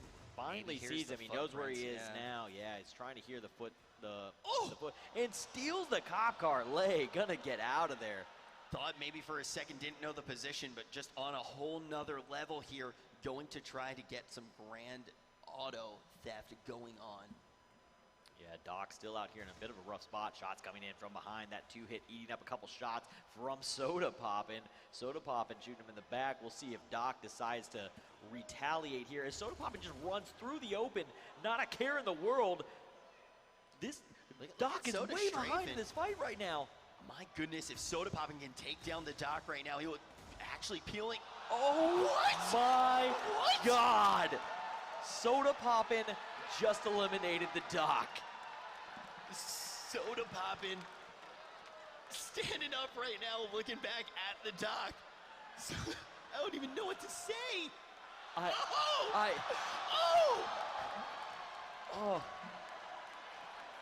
I'm speechless. Soda Poppin' looking up at the screen just to make sure he's Soda Poppin' making sure that was on screen. Yes, it was, Chance. Oh man, all right, well, Soda Poppin' just won this one straight out. 66 players do remain. Summit moving around on this ATV, probably trying to upgrade this vehicle as quickly as possible. Yeah, Summit definitely wants to get off the ATV, finds himself a normal vehicle. Glitter, who was in that 4th place position coming in the overall, in a Jeep.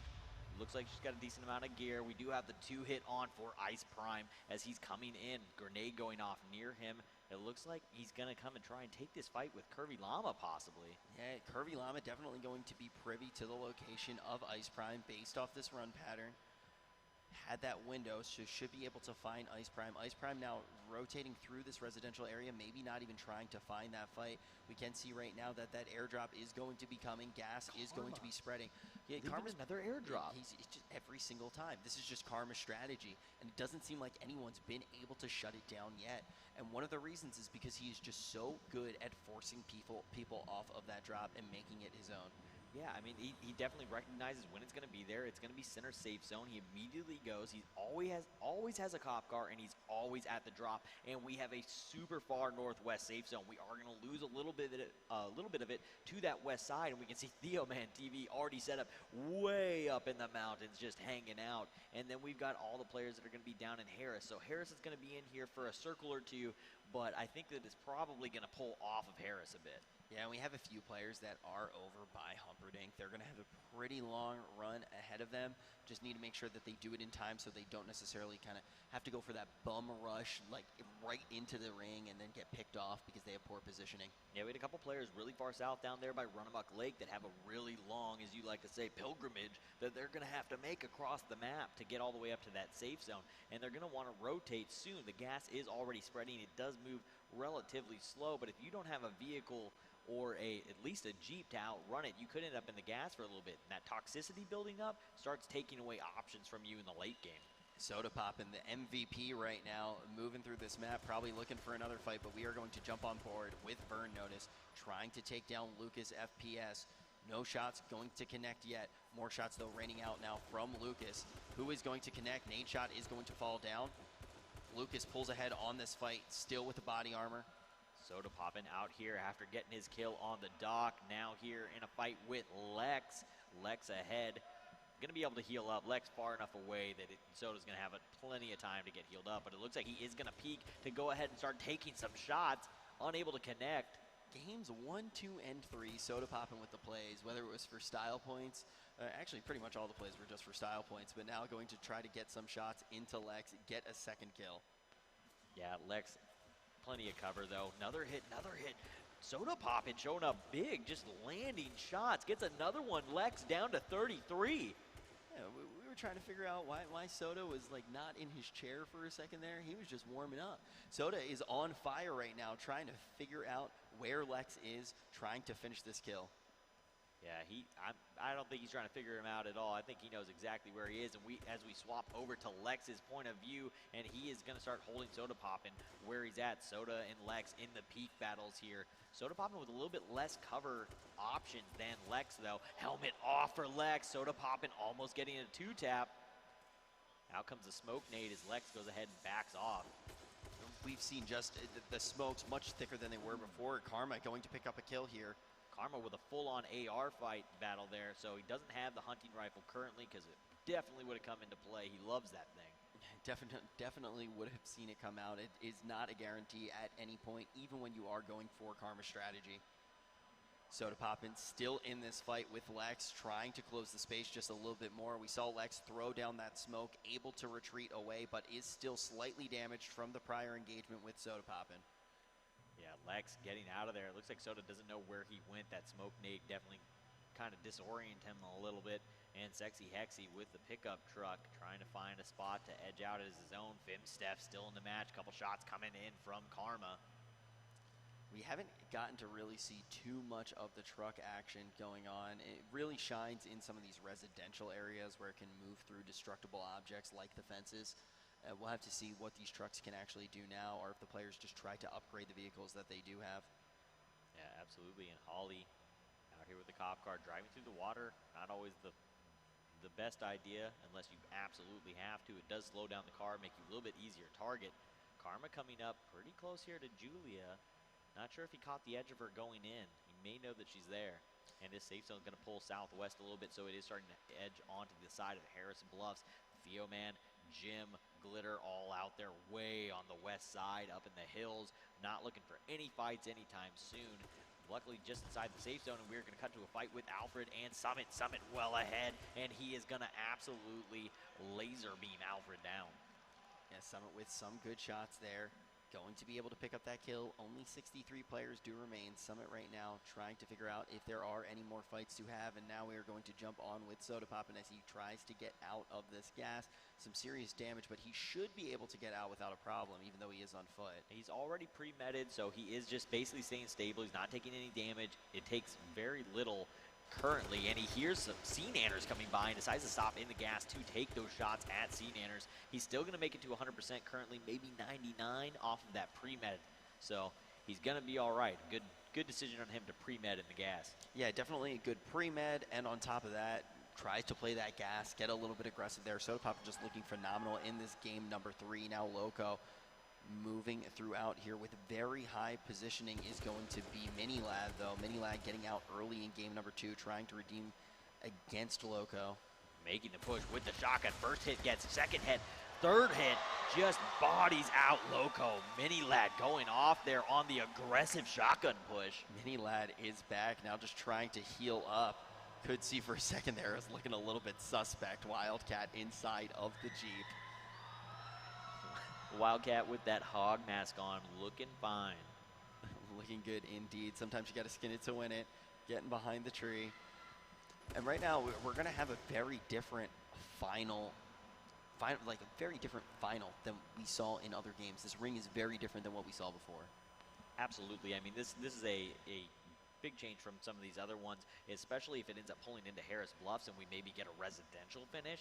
That is a much different environment to end a game in than these guys have already played. And certain players are definitely going to shine much more in that scenario. I mean, you have someone that's really comfortable with going what sometimes you refer to as these 50-50 fights in tight quarters. If someone does really shine in that aspect of the game, they can come ahead in a residential finish. Yeah, absolutely. I mean, there's definitely players that are more comfortable doing the maybe outflank maneuvers in residentials, or making use of buildings, hop out of a window, come back where they don't expect you to come from. There's guys that prefer that style of play, and it plays into their wheelhouse if it goes into these close quarter combat situations in cities.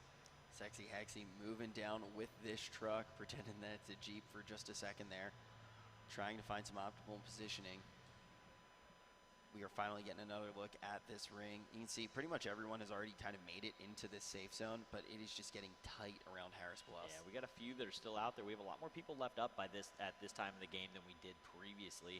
So not quite as many kills as the first 2 games, but this next safe zone is really going to determine the pacing. If it ends up in Harris, you end up getting a lot of kills as people come in, but it also starts becoming really compact inside the city. So as that gas circle closes, you start getting you get the fights on the side that the gas is coming from, where people are forced to move inside those buildings. You can see that Sandy Ravage is actually positioned right now between 2 players. This is one of the guys that we definitely did want to be paying attention to. Has a very good chance of taking this entire thing, of being our all-star. Soda Poppin does still have decent cover here, but yeah, Sandy Ravage will need to be able to get into the safe zone without taking an engagement that can be pinched.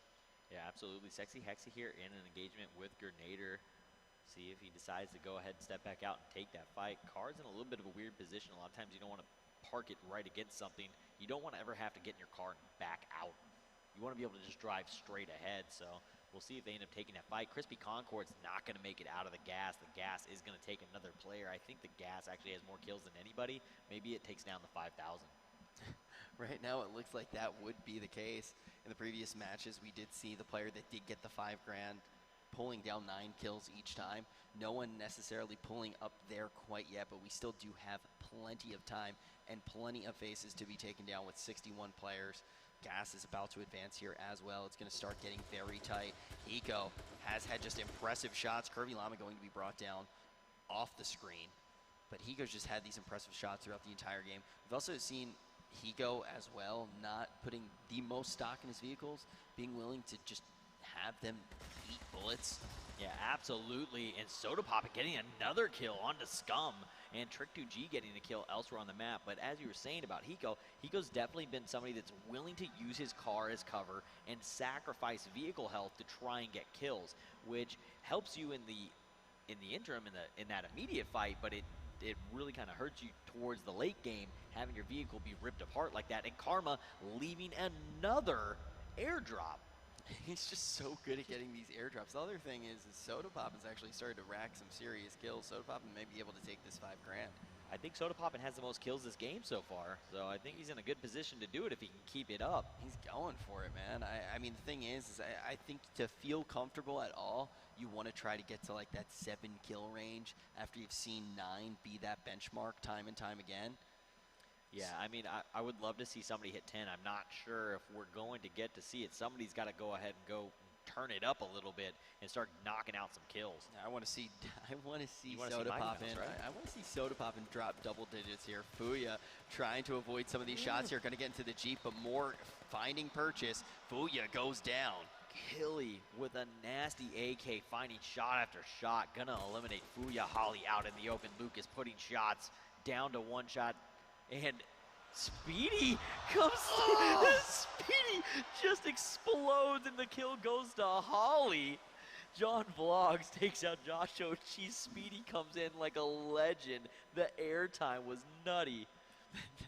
that is it. That's not even the craziest thing we've seen in this game. That was great. Holly gonna somehow manage to get that kill. Comes off in the air on fire, and Holly, I guess, just put the last bullet into the car and blows it up. We're now down to 55. Ring gonna be getting tighter here soon. Summit may take this fight. I feel like Summit may try to take this. He Good might. approach to Jericho, trying to keep a strafe going as to not get fired on. Jericho completely unaware of Summit right now. We'll see if Summit decides to take it. Not going to be able to get enough shots, and I think he's going to go ahead and just try and stalk him into the safe zone or into the area that they're trying to get to. I'm assuming that Summit's just outside the safe zone currently. Yeah, and also assuming too that Summit doesn't feel like maybe able to close down the space enough. Wants to make sure when Summit takes those shots, wants to make sure that going to hit Jericho before Jericho really does notice the location. Now once again, Soda Poppin looking for blood here. Glitter going to retreat for now inside of the vehicle. Soda Poppin with a total of 2 kills. Actually thought he had 3 for a second there, so he does have 2 kills. So he's got quite a long run ahead of him if he wants to try to pull down that 5K. Yeah, I want to take a look and see what the total kills are currently. I think Soda is ahead, and it looks like he is. I'm looking over here at our match outcome screen, and he is tied for first in kills right now. So Sexy Hexy, Trick2G, and Soda Poppin' all with 2 kills. Nobody else exceeding that yet, so no one really going off quite yet. And that was one of the things that we noticed as well. We actually saw our first place players taking down 9 kills. Yeah, over and over again, but it all came down to them being in that late game, getting those explosive kills when the powder keg really does pop off. Now Soda Poppin' still being very aggressive here, taking some shots, finding cover now. Yeah, Bowski relatively safe. For it. Relatively safe here. He should be able to get some shots in, but I think he needs to find some better positioning before he goes for just that. Quite a few players are going to be grouped up here around this building. Yeah, he's going to come in, and Eddie Sick is right here in this garage. We'll see if he decides to get into an engagement. I'm not sure if Eddie's going to move it all. It may not give him away. He's actually right inside, possibly in the bathroom. I think he's right through that next door. He's just inside the garage, and the shots are coming out from Eddie. Woo! And ADS is the shotgun and takes down Eddie Sick. Eddie got a little confident there, revealed his information, and Soda Poppin' just absolutely no respect left in this man. He is on fire. He is going to BM everyone he takes down. Looking great. We are going to see Jim the Jerk manage to take down Holly, then Mini Lad with another kill. This is, I believe, the second one for Mini Lad. Yeah, second kill for Mini Lad, and that puts him up to 3, though, for Soda. So Soda Poppin' in the lead for that $5,000 prize for top kills for the match. Soda Poppin' is still inside of that building. Can Soda Poppin' take out Summit? We'll have to see. I think Soda Poppin's best bet is to hold this building, but with what we've seen so far, Soda Poppin' definitely going for those kills. I think he's just after that bounty. I think he's going to get, oh, Elohim moving at the last second, cancels his heal. He is going to bleed out and go down to Diesel there. And it does matter who that kill goes to as well, because when you're competing for that 5K on board with Wildcat, we have 51 players still inside of this match. Yeah, Holy here looking for Julia. Julia does go down to Hiko. Hiko netting himself a kill, stealing it away from Holy. Yeah, and that also means that Hiko knows exactly where you're at, and that is not a situation you want to be in. Hiko picking up another one. Deleted. And we've got a fight now between Gassy. Gassy actually just throwing some shots off into the distance in the direction of Glitter Explosion. Gets a tag on her once. See if he decides to chase. He swaps to a shotgun as he gets into the car. That's typically something you do when you're about to do what we like to call the COD rush. Yeah, and for anyone who hasn't watched yet, we've seen a few of them today. You see them every now and then. A lot of times, though, like I said, it's a coin flip situation. It's the same thing as going into a close range fight inside of a building, and he is hot in pursuit of Glitter. He is chasing this one down, and now we've got shots coming out from Summit onto Soda Poppin'. Soda Poppin' extremely low. Summit spraying out some shots, starting to push them out as fast as he could, and ends up getting too much kick and off target. Soda Poppin' narrowly escapes death there at the hands of Summit. Summit doesn't appear to be done yet. Now going to move slightly away from Soda Poppin'. May actually find another fight, though, if he isn't paying attention from his rear. Yep, we've got a bunch of players around here. Soda Poppin' is getting healed back up. Kelly Kapowski now taking some shots onto Isaac. Gets the first hit, gets the second, down to 55. 49 players left, and we have some of our top players still inside of this match, so they are definitely looking good to try to grab that 70K that is waiting for first place. Back on board with Summit. Looks like he has completely abandoned this fight with Soda Poppin'.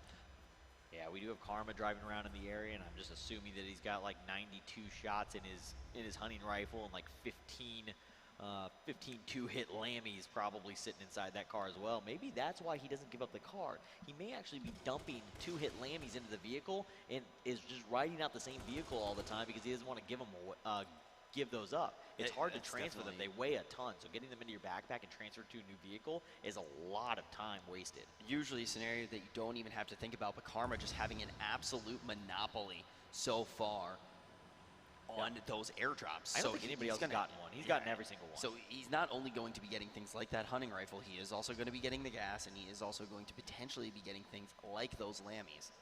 Yeah, and all of those things are that make a difference. We talked about the attrition. Well, he's gonna be able to have a lot more attrition to go through.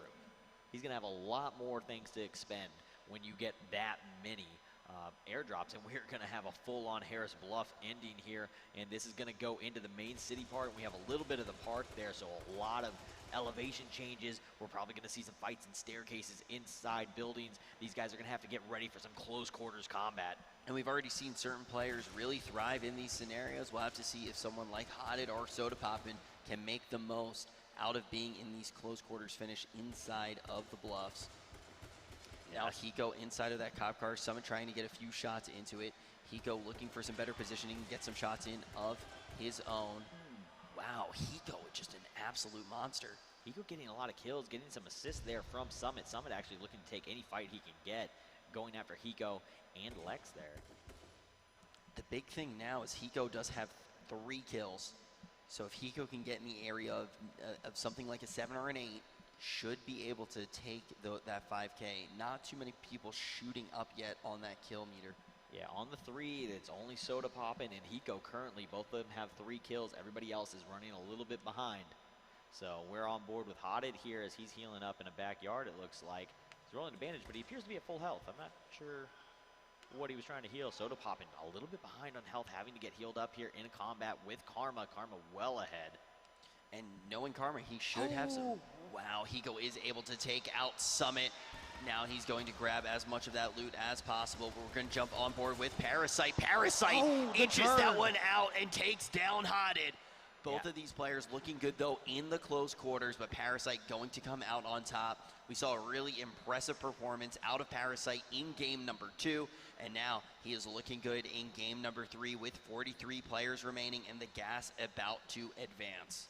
Yeah, OP right inside this building. Zombie Unicorn just outside on the other side of that wall. Shots coming in onto Soda Poppin from Karma still. Karma looking to end it for Soda Poppin. Shots coming from the other side. Chance in a really rough spot here with Lucas 60 FPS up above him. He does have a little bit of healing that he has already going.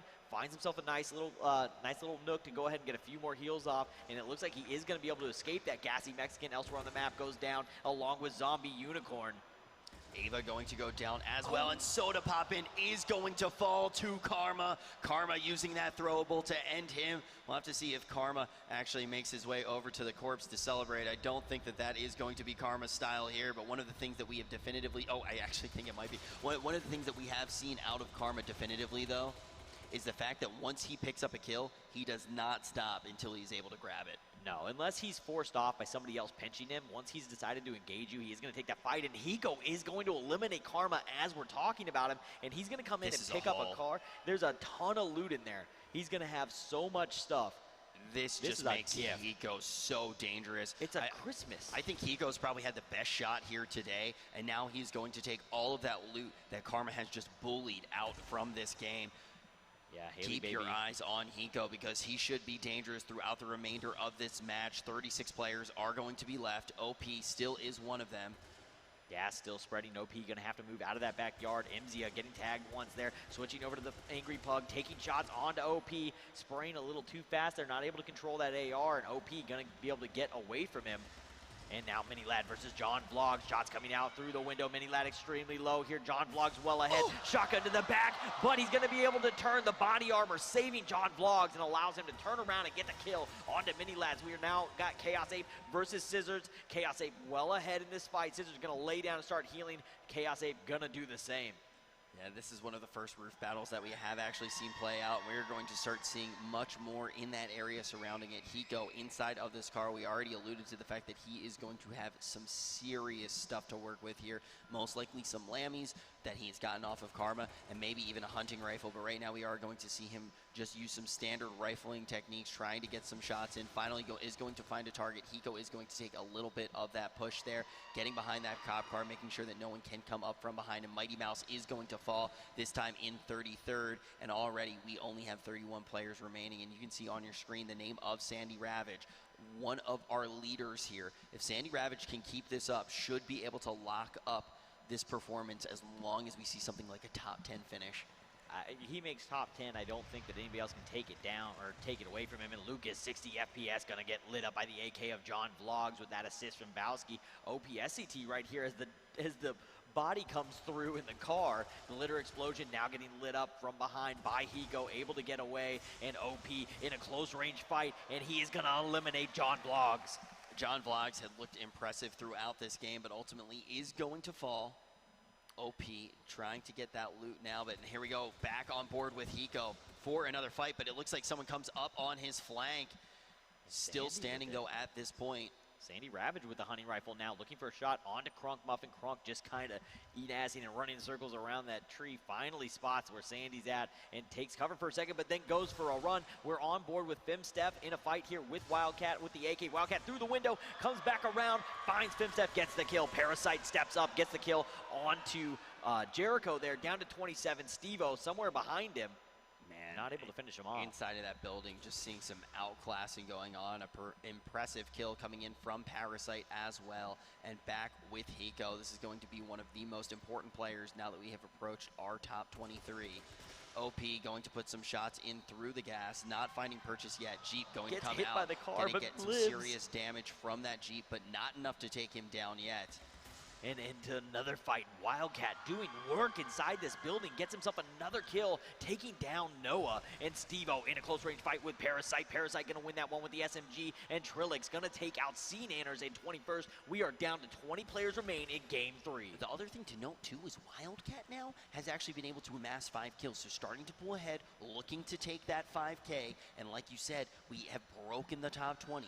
Only 19 are going to remain inside of the building right now. Is going to be Trill. Wildcat inside of a building, but is going to need to leave soon as the collapse of this gas is going down. Chaos Ape going to be taken down by one of the most impressive players from game number 2. Hiko going to take down another. This time it's going to be Pug. Jim the Jerk falling down a little bit earlier than we would expect, this time from Bo.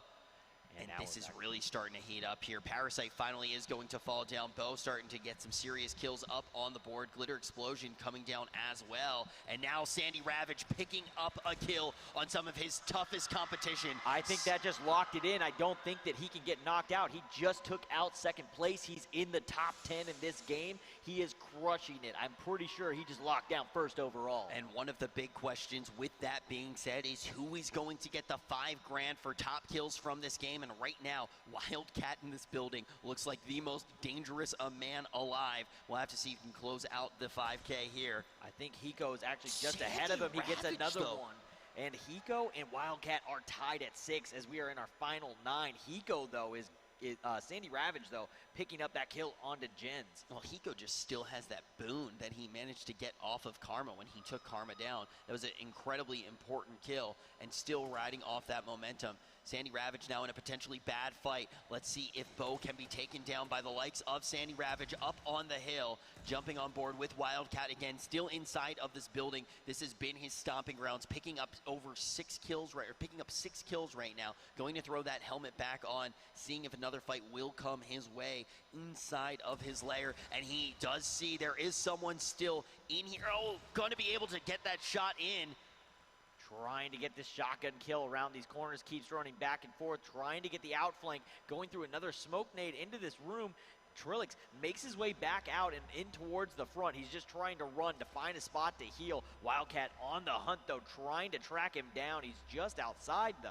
Wildcat wants this kill, and just like that, position is going to be revealed, going to find it. That is a 7th kill, and that is a very good chance at that 5K. Bo gonna throw on a helmet right now. Needs to be as safe as possible. Trying to stay in this one and get a good finish. Another one walks right into the clutches of Wildcat. This man is on fire, potentially going to be our first player to drop double digits here on the kills. They need to rename this building after him. He is just dropping people left and right with the shotgun in here. There is just body bags everywhere. Down to 6 players. OPSCT here in a fight with Theo Man. Theo Man gets him down to 1 shot. Theo decides to push, going for it, gets the kill onto OP. Theo in 5th place. Theo looking really good, and we talked about this being one of the potential players to do some work, but Bo has hot hands right now, taking an eye at Theo. Theo relatively low after this previous engagement. A nice grenade going to come out here. If this finds Theo, we actually are going to see that smoke. This may be enough to keep Theo safe. Theo's starting to retreat. Yeah, he'll be okay for a second here. That's going to protect him from Bowski. And now we've got Sandy Ravage throwing out that hunting rifle shot. Not able to find that connection, though. Sandy Ravage in such a dominating position should be able to be our champion, but gets cut down by Hiko. I still think he's taken down first overall. I don't think it's possible for anybody to have passed him up, and we have Wildcat now getting shot at from above by Theo, man. Theo looks like he may have just taken some more damage from another side, though. It looks like Bowski is pushing Theo. Theo in a pinch. Right now, Wildcat just wants to get another kill on the board as well. Hiko looking really strong here. But Theo Man gets cut down by Bo, and Bo finds one on Wildcat as well. Bo with 5 kills and just 1 player left on the map. It's going to be Hiko, who has 8. If he finds this kill here, he's going to be able to get first place and #1, pulling down 5K from that kill leaderboard. Up high here, has a favorable shot on Bo, and has some serious loot to work with as well. We'll have to see what he actually did get from those airdrops that he picked off of Karma. We got 10 seconds till gas, though, and we're going to see which one of them is in the safe spot. One of them will be forced to move to the other one. We see a gas nade come out, and shots start to come down. Hiko getting the first connection. Gas may be that catalyst, but Hiko getting some serious work done on Bo early. May be able to contest this one, but moving down the hill, he will have absolutely no cover. Maybe needs to trade out something like a smoke to close this space. We'll have to see, because the gas is actually starting to spread, and it looks like they both might have to move. It isn't necessarily pushing them towards each other. There is the smoke. It is invested here. Hiko going to have to try to stay up high. Bo rotating up, gonna come out of the smoke. Hiko putting some shots in blind, not finding purchase. Bo peeks out for just a second. Hiko can smell the blood in the water, looking for that 9th kill, and he is getting some serious work done and gets it. That's 9 kills, $5,000. Hiko taking first place in game #3. Hiko stepping up big there, not able to get to the double digits, but ties the other winners from game 1 and game 2 with 9 and takes down $5 grand. Hiko stepping up big. I wasn't sure who was going to take that one, him or Wildcat. They were both just trading kill after kill. Neck and neck. Wildcat was absolutely phenomenal, though, when actually just finding that position in the building, and that was something we alluded to when we saw the ring. Some players that are actually able to thrive in scenarios like that inside of a building can get some serious kills. But let's take a look at how everything did shake out and look at the standings in just a few seconds here, because right now we already know that one of the most important things to pay attention to is the overall standings when we have someone like Sandy Ravitch, who is just able to just come out consistently. I mean, he made top 10 every. I thought he didn't for a second there, but no, he made it all 3 times, top 10 every single time. Sandy Ravitch is an incredible spot. I absolutely the most consistent player, and that's what this entire tournament was about consistency. How well did you place every single game? You had to show up every single match in a game that is very hard to do that and repeat over and over, and he showed up every single time. There's just so much money on the line here as well. If you're just tuning in, whoever is, after we calculate everything and see over the course of 3 games who has the highest amount of cumulative points, first place will be taking 70K away. We already do know that Hiko, with those 9 kills in game #3, is going to be able to lock up $5 grand. We already gave away $5 grand during each game for whoever got the top kills. Yeah, absolutely. I mean, and that went out every single time. 9 kills every single time. Completely consistent. It was 9 every single time. It was 9 every single time. That's just kind of a weird thing to me. But we do have those stats now up for that 3rd game, and let's see how this shook out. We are seeing a lot of players like Theo Man that came out consistently, but when you have players like Sandy Ravitch coming in 5th place there after being so high up on the leaderboard in the previous games, I really think we're going to see him high up. I think we're going to see him as #1 for the entire tournament, but this time #1 in game #3 is Hiko. This was the man with the scariest shot in the world throughout the entire tournament, and finally getting that 5K for getting 9 kills. Yeah, absolutely. And then we just see everybody else shake out. And I think that Theo was really I think he was one of those players that was on the bubble. I think he might have been just outside of placing top 10. I think he may have this may have bumped him in. He was really close. He was in the top 20 the first 2 games. This may have been enough to push him over into the edge to make top 10. Hey, we may actually see Theo be in the green, maybe getting something like a 9th or 10th place, which would net him $2,000. And as a caster, I'm pretty sure that means he has to buy us the drinks tonight. So we'll have to see where Theo does actually place. Yeah, 100%. If he makes it in, Theo's buying me the drinks. That's how it's going to work. I'm really excited. We're going to get a look right now to see who our champion is, Twitchcon. Let's take a look at the standings overall from all 3 games. And at the #1 place. We will see Sandy Ravage as our champion, the winner of $70,000. Hiko actually manages to come into third here. Glitter Explosion, roommate of yours, going to be able to pull down 18K. Theo Man pulling down 5K. Hey, roommates, I need a few drinks. Tonight is going to be a lot of fun. We're going to be having a party here as well, so don't go anywhere. But look, we got to look at our top 10. Very impressive, and all those players just looking consistent throughout all these games.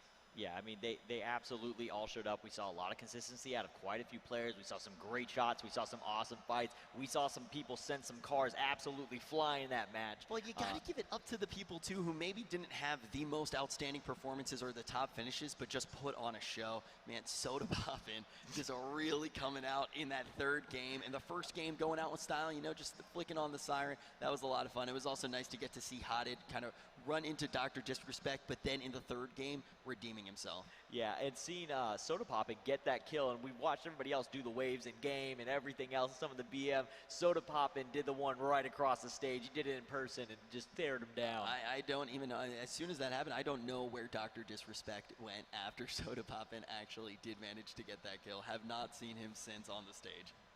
But we have a few looks at some of those moments right now. We're going to take a quick look at the replays from game #3. Here's Dr. Disrespect right now. He was actually able to get the first blood in this match in quite impressive fashion. Able to take him out with the shotgun. Big Star will fall down, but this is the play of the game for me. Dr. Disrespect down a little bit in this fight, seems to have favorable positioning as Soda Poppin' just runs out in the wild like a rabid animal. Absolutely no cover, strafing back and forth, and just like that, boom, able to take down the Doctor, popping off his armor very easily. Man, and I guess we're not going to actually see the celebration. We'll have to look back at the VOD for that one. Yeah, we got Summit here in that fight with Alfred where he is just connecting shot after shot and gets that kill. And now we're going to cut over to Soda Poppin', who was getting healed up, and we didn't get to see this one initially. And Karma finds him with that shot, with that grenade, and takes him out. Yeah, and one of the big things, too, is after that, we actually did see Karma getting taken out by Hiko, and that netted Hiko a whole bunch. Now, Wildcat inside of this building was one of the most dominant things I've ever seen inside of H1, just taking out person after person here. This is the 8th kill that Wildcat gets, and I believe something like 6 of them were inside of this building. And now in the final moments here, it's going to be Hiko. Yeah, Hiko versus Bowski, and we just saw this one play out to end this match, which bumped Hiko up into third, netting him $25,000. This here is $30,000. $30,000 because of this kill. This is a $30,000 kill.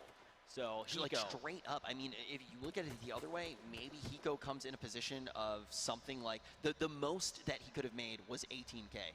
So after actually getting this kill, you know, he jumps up at least $12,000. That is one of the most lucrative kills you'll ever have in H1Z1. Yeah, absolutely. And both these players playing right against the edge of the gas, and this circle we never got to see the circle, but most likely it's centering on itself. So both players in this position where they have to move. So Smoke Nade comes out, Hiko goes ahead and rotates on the direction that you wouldn't expect him to go. He goes towards the gas. So Bouncy comes in, he switches to the automatic weapons to try and get these shots in, knows that he's already ahead, had a couple shots into him, and able to step back up and get the finish right at the end.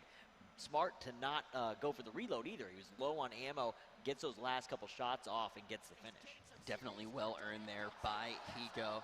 I'm excited to actually see, like, man, what a he's so crazy calm series. and composed at the end of it. It's kind of like he's good at video games or something. It's like he's done it before somewhere else. I mean, he might have won something sometime.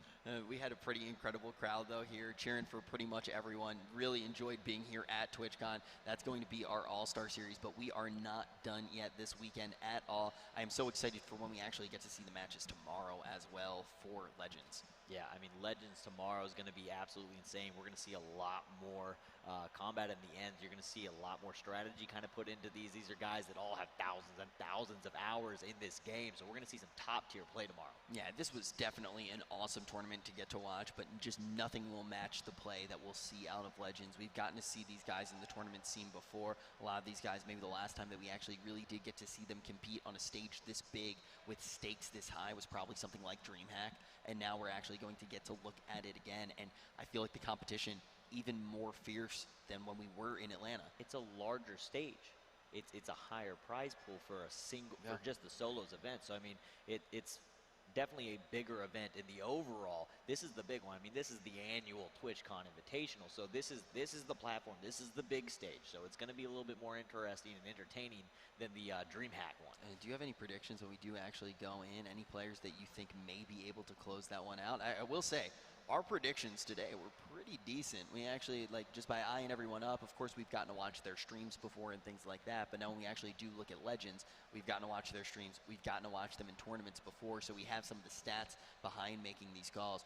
Who do you think maybe has a chance of closing it out tomorrow when we get into Legends? It's going to be the same format, guys, as well, that we actually saw in All-Stars, so no surprises there. It's going to basically play out the same way, but with different faces in these 75 seats. A little bit different prize pool as well, but I mean, there's obvious choices that you go to, guys that just showed up huge on LAN in Atlanta, Sweet Dreams, guys like Aladdin, you saw Prox, you saw a ton of guys. I mean, there's just a ton of players out there that can all easily stand with any of the guys, and they're going to be able to step up, so it's going to be interesting to see who ends up coming out victorious tomorrow. Yeah, I was actually talking to a few of the pros when we were out the first night, just enjoying California a little bit, and they were just saying this is some of the stiffest competition that you could possibly see in H1, so even if they are feeling really confident, definitely respecting the players that they are going to be playing against as well. Oh, you absolutely have to respect every player that's going to be in that match. Any single one of those players can two-tap you at any point in time at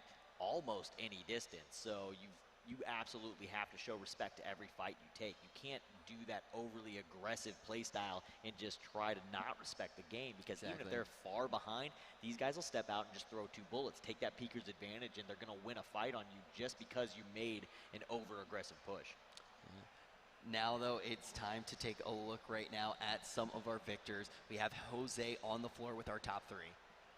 Guys, that was an incredible 3 matches that we got to see. It was close every single match, and it came down to the wire when we came down to pull points. But we have our top 3 contenders, our top 3 winners for the overall matches here, and we're going to celebrate with them because we got a little something special for them. And in 3rd place, the man who just dominated that last match, we have Hiko coming to the stage. Hiko, give everybody a round of applause for Hiko.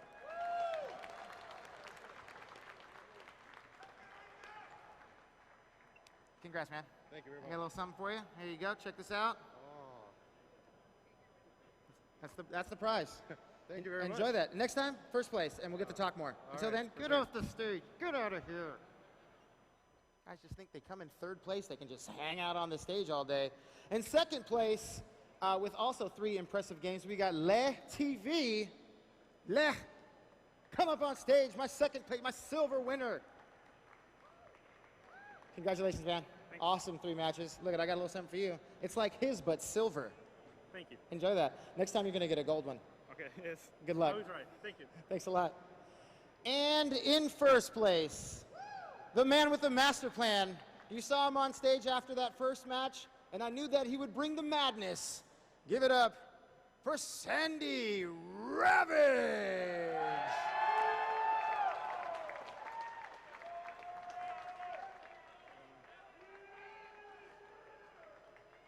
This is yours, my friend. Thank you very much. First off, congratulations. 3 tough matches. After you won the 1st one, my hopes, I mean, you have an awesome name. First off, Sandy Ravage, best name in the competition. How did you feel after the 1st match with the final 2 matches? Well, after the 1st match, I was lucky enough to not really have to be aggressive because I got the victory, so I just kind of, I shystered a couple matches there in the back, and I just hung out in the back of the map. What can I do? I mean, overall, it was just an impressive 3 matches for you. What was that oh shit moment when you're like, I think, match 3, I think I could place top 3 for sure? When I got the sniper rifle, yeah. Definitely, yep. I didn't do too well with it, but when you get the sniper rifle, you just feel like a better player right off the bat. So I got a couple kills, and I'm happy with it. A couple kills, a couple wins, and a solid $70,000 grand prize for Sandy Ravage. Sandy, thank you so much, man. I know you want to go spend some of that money. I'm gonna Get some beers. Sandy Ravage, awesome. I'm going to put these down. I don't need these. I'm tired of cue cards. But stay tuned because we have the Ultimate Challenge coming up at 5 p.m. where our attendees are going to take on some of the best professional players. So That should be exciting to watch. Yeah, and that's what we're going to come right back with, so don't go anywhere. Ultimate Challenge coming up next.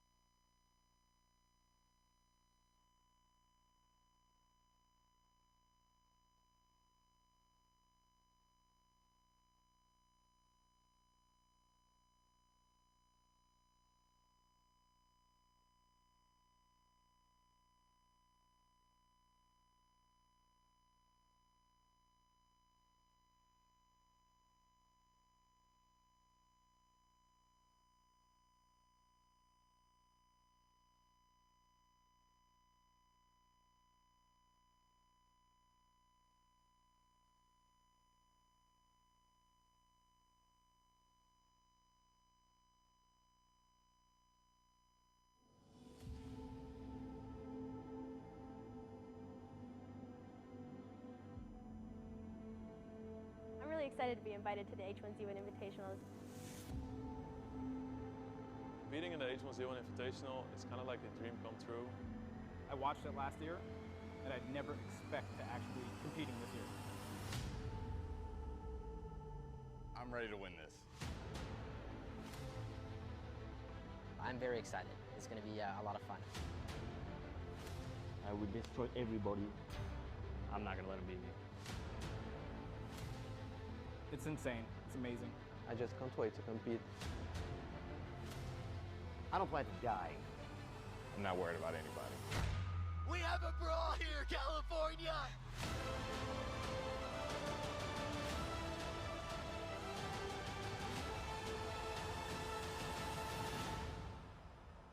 Welcome back, everyone, to the H1Z1 Arena here at Twitchcon 2017. I am Kelly Link, your host for this evening, and we are going to be getting into the Ultimate Challenge in just a second. Before that, let's get into the format of the Ultimate Challenge. We are going to have 3 matches, each match featuring a different professional team. In each match, the 70 amateur players will be on 14 teams, and they're going to try to defeat the professional team. The pro teams have what it takes to take down the other 14 teams, or will they walk off this stage defeated? The first team that we're going to be taking on here, guys, give it up for CLG. All right, casters, what do you think of this game? Really excited to get this one underway. We've been getting to see so many different formats today. We got to kick things off with challengers, then we got to go to the all-star match, and now we are going to get to see an exhibition match unlike anything we've seen before. My name is Rich Campbell, and I am joined on the desk by my good pal, Supersonic. We've been having fun all day, man, but I'm just so excited for this one. Yeah, I mean, this is 3 different formats we're getting to see, so this is somewhat of an exhibition match. So the goal here is, versus where we've gone through qualifiers, which get to play Sunday, we did a straight-up tournament. Now this is a bunch of pro players getting to go up against CLG, one of the teams that took down DreamHack Atlanta, and as soon as they get eliminated, the match is over. CLG's only job is to live, and they have to survive against everybody else that is out to kill them.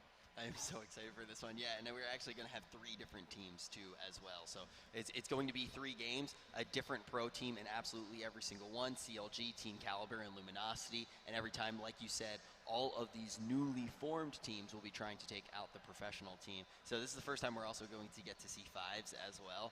So for anyone who maybe has only gotten to watch this tournament and see solos, how much different is 5s really going to play out? I mean, obviously, this is an exhibition match, so it's going to play out in a completely different way because everyone's just trying to kill one group. Yeah, but once that team dies, the game ends. So this is not a typical format of 5s, but it definitely plays out different than solos. Instead of having 1 player per team and 75 individuals, you have 5. So now you're down to 15. So now the engagements are a little bit different.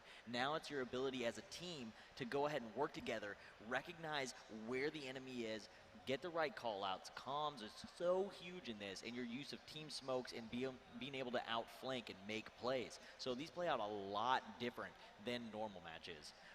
Yeah, we're going to take a look at the players right now as they do take the stage, but one of the things that is very different is actually getting to see kind of the speed traditionally is much different in 5s. It's much slower to begin with, but much more fast-paced at the end because you have a bunch of teams colliding, and you see a lot more chaos in those final circles too. So maybe not kills happening quite as fast, but you see more chaos and more engagements happening all at one time. And a lot of these other players here, all the way around the circle, CLG may be the pro team that has to be eliminated from this exhibition, but everybody coming after them, if you look around, it's all pro players that are coming for them. So yeah, that's one of the, well, besides Todd. I mean, Todd, I'm not sure how Todd got here. He somehow snuck his way in. How's the headset even fit on? Well, okay, besides that.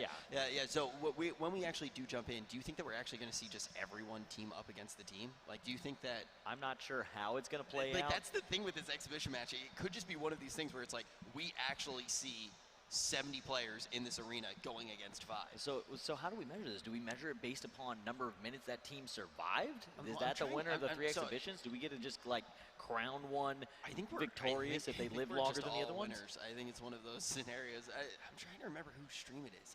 Is it Flame Hoppers, where he does like the stream snipe stream and he lets everyone actually There's a couple of them do it, but yeah, Flame Hopper is known for the stream snipe. I actually saw Flame Hopper is actually, he's actually here. Aladdin is just, please do not put the camera on the floor right now. These players are absolutely rabid animals, and Todd's there, and nobody and then wants they to see immediately that. go to a player on the floor. Yeah. Okay, thanks for listening Thanks, to us, production. guys.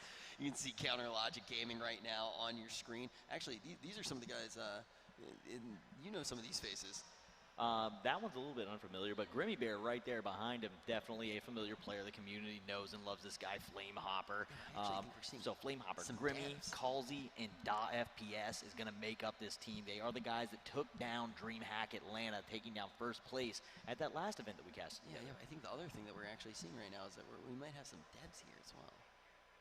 This is going to be interesting. So I think we have a bunch of people from the floor, maybe some devs. Got a pro team. Todd. And Todd somehow got here. I'm not sure. We'll see. They might kick Todd off. I actually think production probably alerted security by now, so we might get rid of Todd. We'll see what happens. Yeah, he's just walking around disrupting absolutely everyone. Todd, if you would like us to cancel that security call, please send a TG hoodie this way. Well, please send us a hoodie. Stop picking up people's keyboards, and we will get this one underway. This is really fun because obviously today we've kind of seen some formats that we were used to, right? We saw qualifiers, which is just, hey, you just need to make it to the top 10, and then you're going to be able to actually play for money. And then we saw that tournament format that we've seen quite a lot of, which is just a straight 3-game series, cumulative scoring, and whoever gets the top score going to be able to take it. Ultimately, our champion was really impressive today in All-Stars, and now we know all 75 players that are going to be playing on Sunday for $70,000 in that Challenger Series. But also, the other thing that we get to do tomorrow is going to be seeing these legends, and a lot of the players who are going to be in Legends are going to be on the stage right now. So not only is this fun, it's a little bit of a preview of what we're going to get to see tomorrow for one of the biggest tournaments, the biggest tournament that we've thrown this weekend out of all 3. Yeah, absolutely. I mean, this is kind of almost like a warm-up match. These are warm-up matches for these guys to kind of get used to sitting at these desks. Some of them have sat here before. Last time they sat on the stage was for Fight for the Crown, though. And during the Fight for the Crown event, there was some changes. There used to be 5 entrances to the stage. So now the desks have some more space on them. They've opened them up 4 to 6 inches. So they're getting a feel, seeing how much room they have. Is my DPI going to work? Am I playing so low that I can't... running my hand into something. It's nice for these guys to get to go ahead and try and play on the rigs and the setups that they're going to be playing on tomorrow for a ton of money. Yeah, that is a big deal. You know, you actually do want to sit down, make sure that you are comfortable, and like you said, different things like settings will actually change on the LAN environment based off the amount of space and things like that you have. And I think that was great that the feedback was really heard from the last time that the stage was used, that needed a little bit more room. Some players needed more room based off the different things like sense and DPI that they are used to playing with. So now that is not going to be it's not going to be an issue. They have plenty more space, but they may need to readjust after having that muscle memory from already being up on the stage. And one of the big things that we also do see, and I really hope that we see it coming in from our teams, our pro teams that are here, they should take absolutely every fight. They should just be going in guns blazing, just making sure that on land their shots are crisp. That is one of the biggest things that any pro will tell you when you're trying to figure out how to get good at H1, is just take every fight at the beginning. Don't even think about placing. Get your shots down. Try to actually figure out exactly how much you need to lead. Figure out what that kickback's going to be. Figure out just everything that you need to know to be able to get those kills. Then start thinking with your head and figuring out the strategy. I want to see the pros that already have had the practice with that start to employ that right now. Yeah, I've got a couple people down here trying to, Cloaksy saying hi to us, and we're going to see these guys like Cloak and other people that have played on these, and they're going to have to go in. This is like when you're first starting the game all over again, and you want to get comfortable. A lot of guys come into these guys' channels going, hey, how do I get good? How do I get my shot warm? And a lot of them are going to tell you it's put hours in. Don't worry about winning it first. Take fights. Figure out what the feel is and get the game really, really down and dialed in. Get your feel on your mouse really dialed in before you start worrying about winning. You want your shot warm. If your shot's not warm and you can't hit your target, getting into the game doesn't even matter. So these guys getting some time on these rigs is really big for them. I feel like they keep adding like more surprise factors. There's right always now. surprises. Like seeing right now, it's like in every single game we have a new surprise team. What does that mean? I don't know. I think that they're trying to surprise us as well. They and we're deleted just it gonna when have I to, said it too. Yeah. They're just trying to surprise us. They're like, oh, we gave them too much. Yeah, right. They know too much. They're We're on to us. We're not supposed to know. Man, today has just been so crazy. Whether it was watching that All-Star Series or seeing the Challengers play out, it has been a whole lot of fun to actually get up here and cast with you. It's been just like, it's been a little while since we've actually gotten to get cast together. Yeah, it's been about 3 months roughly. Yeah, so it's been a while. It's been a while, so I am really excited right now to jump into this Challenger Series. I'm super excited. I don't even know what this one is actually called. The Ultimate Challenge? The Ultimate Challenge. Ultimate Challenge? Yeah, Ultimate Challenge. So I'm super excited to see this one, especially getting to see some of these guys step up. We've got, the CLG team, obviously all top players, a lot of fan favorites here. Getting to see them have to go through whatever surprises are currently in store that we're not quite aware of yet is going to be awesome to watch. Yeah, I am very excited, and we are starting to see, it looks like everyone has pretty much taken their place, so we should be getting into this one very soon. And I think everyone at home, your guess is probably as good as mine as to how this one will play out, because we haven't necessarily seen something like this before. Yes, it's going to be fives, which we haven't seen at this tournament yet. We've been focusing on solos. Never even had a Twitchcon. There hasn't been a fives event of any kind at a Twitchcon yet. The last fives that we did was at DreamHack, and it was great. It was a really good time. There's something really enjoyable about casting fives. I really do like it when you actually start to see the players on the team that kind of shine in different respects, seeing how they actually do start to employ different strategies. But for this, I just don't imagine it necessarily playing out like fives normally does. I think we could even see maybe some of the guys on the team, in this first time it is going to be CLG, I think we could see them maybe going a little bit rogue, maybe separating from each other, maybe actually just trying to post up those kills as quickly as possible. I don't think they're going to separate at all. These guys are a tight-knit group. They're going to stay together. It may be an exhibition match, but they still want to win it on the big stage. Yeah, we're also going to be rotating. So basically what they were saying with surprise teams. So we already mentioned that we're going to be rotating the pro teams, right? We're going to have CLG for the first game. After that, we'll have Team Caliber, and then following that, we will go with Luminosity Gaming. All the other players who are playing up on the stage, basically like queued up, got in line, trying to get, like they are people from Twitchcon. They are us. They are going to be playing. They're going to sit on the stage. Then after that, we are going to rotate, and that's a total of 13 teams. After that, we're going to rotate in surprise teams. So I'm imagining we're going to have some cameos. I mean, we've had some pretty cool people here hanging out in that VIP lounge, hanging out, watching these matches. Maybe a few of them are actually going to come on and play. Yeah, so it looks like all the other players are going to be staying, and it's going to be a challenge against that new team. So the team that's rotating out is going to be the CLG, TK, and LG. And the goal is to kill them. The goal is to kill them.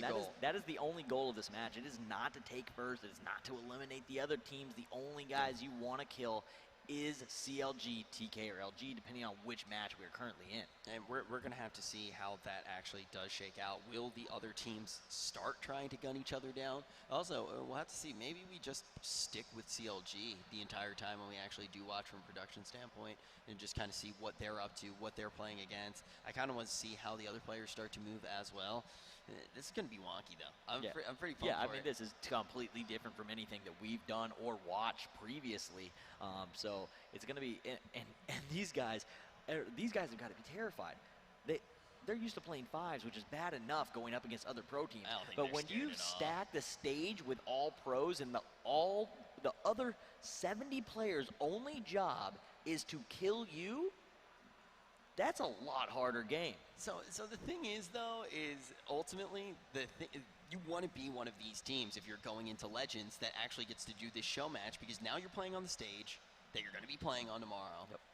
You get to get ready for it, and you just get to practice your shots. I mean, if they go down, nothing bad happens. Right. It's not that you die in this game, you don't die in real life, to my knowledge, so they should be fine to go. I mean, they just got to play this one out and just get practice with their shots. I think just over and over again want to iterate. Oh no, why'd you put Tana in? The pros. Every time. Oh man. And if you kill the pros, then you're playing the game. I can't cast over this. You want to kill your teammates. I know that's how you neck's usually taking up roll. 50%. It's all right. Of the It's all screen. uphill from here. See? Uphill. We're already going uphill from here. Bouncing back very quickly. Yeah, so I mean, we also saw some players that are out there. There's a mix. There are some players that aren't in tomorrow's tournament. There are some players that are in the Challenger Series that have qualified and already played through. So they're going to get even more time on these rigs, which is going to be, you know, anytime you can get to an event where there's limited time, if you can get more time on a rig, it is really good for you. So a lot of these guys are definitely going to want to get these shots off and get some kills. And it's just going to be so cool if it actually turns into a 70 versus 5. You're going to accidentally end up taking people down as well, but let's see how it actually does play out. We can keep predicting, but let's actually see the gameplay. Let's jump right in with this ultimate challenge. Oh, man, this is just going to be so weird. This is going to be an odd one, but it's going to be a blast. Let's do it. I'm ready. I'm ready to cast it. It's going to be CLG playing against 70 other players. And right now you can see the faces of all of CLG up on your screen, plummeting on down. Look at Nightwalker here in that bottom corner, though. He's already rocking the skull bandana in real life. So edgy. He is skinned up. Skin it to win it. Yeah, that was his teammate who really made that one very well known. I believe he did psychological studies while in stream. Just man, I was watching one night. I was just like getting ready for the tournament, so I was like, okay, I'm gonna watch some high level play right now. And then it was just a psychological study on how good your loot actually, like your actual loadout, makes you play. Does the kill really matter if you don't look good doing it? Yeah, man. I don't think it does. I don't think it does. I don't think it does. I don't think it does either. We'll have to take that up with the refs. Here. We got P90's here. Yeah, P90, and it looks like she's teamed up with Stay Lifted and a couple other guys here. So Stay Lifted, Rethink, Anna. I mean, you got some Slayers here, Stomp a little. This is so funny to see all these guys that are usually playing against each other. These guys are not usually on the same team. They've just kind of mashed up the pro players and some of the other top community guys onto these teams to mix and match and see how this plays out. Yeah, I like this. It's kind of like, even though we already had like our All-Star series, which was obviously just an invitational with some of the biggest figures that we have in the game and just the community in general, this is somewhat of that typical All-Stars thing where you're actually going to see the pros get mashed up right now. And we're seeing some really interesting movement coming out right now. Everybody just kind of running. Isco's name just absolutely got me. Isco doing a little bit of a throwback to good old Mini Trues, named himself Isco Trues for this match. Right now we are going to jump back on with Calsey from CLG. Seen a lot out of this player time and time again, hopping onto that ATV. And right now CLG just trying to separate just a little bit to get as much loot as possible so they are all geared and kitted up when they have to go up against 70 players. When they do fall down, that will be the end of match one. This all is in CLG's control. So here's the thing, though, is that the other teams don't know who they're up against until kills start happening. So as soon as CLG gives away their position, if the circle gets too small and CLG gives away their position and all the other teams know where they are, at that point, you are going to get collapsed on. So this is going to become a complete chaos for CLG, just trying to fight their way out of anything. As soon as a team engages with them, their position is just compromised. Right now we can actually start to see the spread, and the safe zone is just in one of the most lethal places ever. So brutal. Run Amok is going to cut out space. The hills that you have that are off map are going to cut out space. Starting off right out of the gates, we're like starting on the third ring almost with how tight it's actually going to be. Taking a look right now at this group of lovely faces, one of them being Flowers, who looked incredible qualifying to play on Sunday for $70,000. They are going to get in these vehicles and try to move over to that safe zone. KT5 does not need more booze, by the way, at all. He's just getting ready for that party. After this, we're going to be celebrating a great day of H1Z1. We had some huge announcements yesterday, whether it's about the Pro League or actually getting to see some remastered maps come in. We got to see the All-Stars play it out. We got to see all of our competitors that are going to be playing on Sunday in that Challenger Series. We've done a lot of good, and now we're also going to get to see this match. After that, we're just throwing a party. And if you guys are here at Twitchcon, definitely attend that. And if you're at home, don't feel left out. We're still giving you out free swag on the interwebs. You can get some sick loot right now on H1Z1.com, exclusive for today. Yeah, absolutely, and you can also go ahead and pick yourself up some swag through metathreads.com if you're looking for some of that H1Z1 loot that's getting sold here in the arena. If you weren't able to make it here, you can still get your hands on some of those Hizzy Tux t-shirts and some of the Neko-chan hoodies. So a lot of stuff that these guys can still get at home. You're not missing out. Yeah, and big shout to MetaThreads as well for helping us with this tournament. And now we will see right now inside of this car, we got those impact tags. CLG squad riding on out together. Yeah, CLG just kind of hanging out down here. They're already to the safe zone, though, so pretty interesting. They're down there. They're going to be able to rotate in, but there's so much of the safe zone that's eaten up by off the map and the massive lake. This is probably one of the most aggressive circles in terms of like how much safe zone that's actual usable space.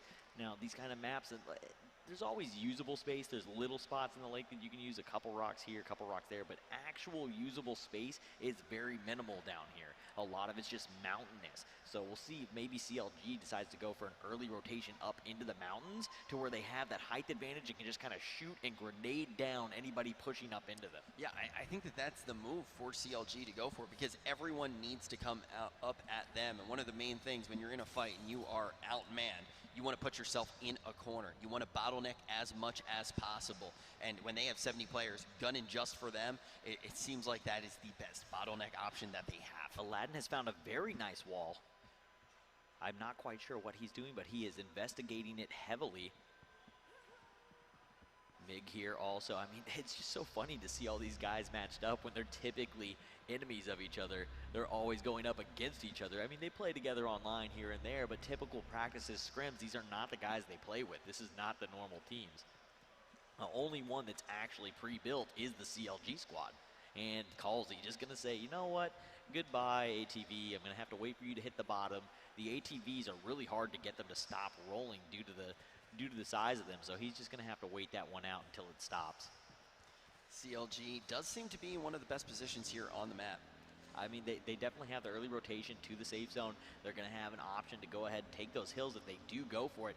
But eventually what can happen also is the other teams can go, no, we're not going to come up to you because the circle's going to center on itself and you're going to have to come down to us. And then if they have to run down a mountain into a firing squad like that, it is going to be bad news.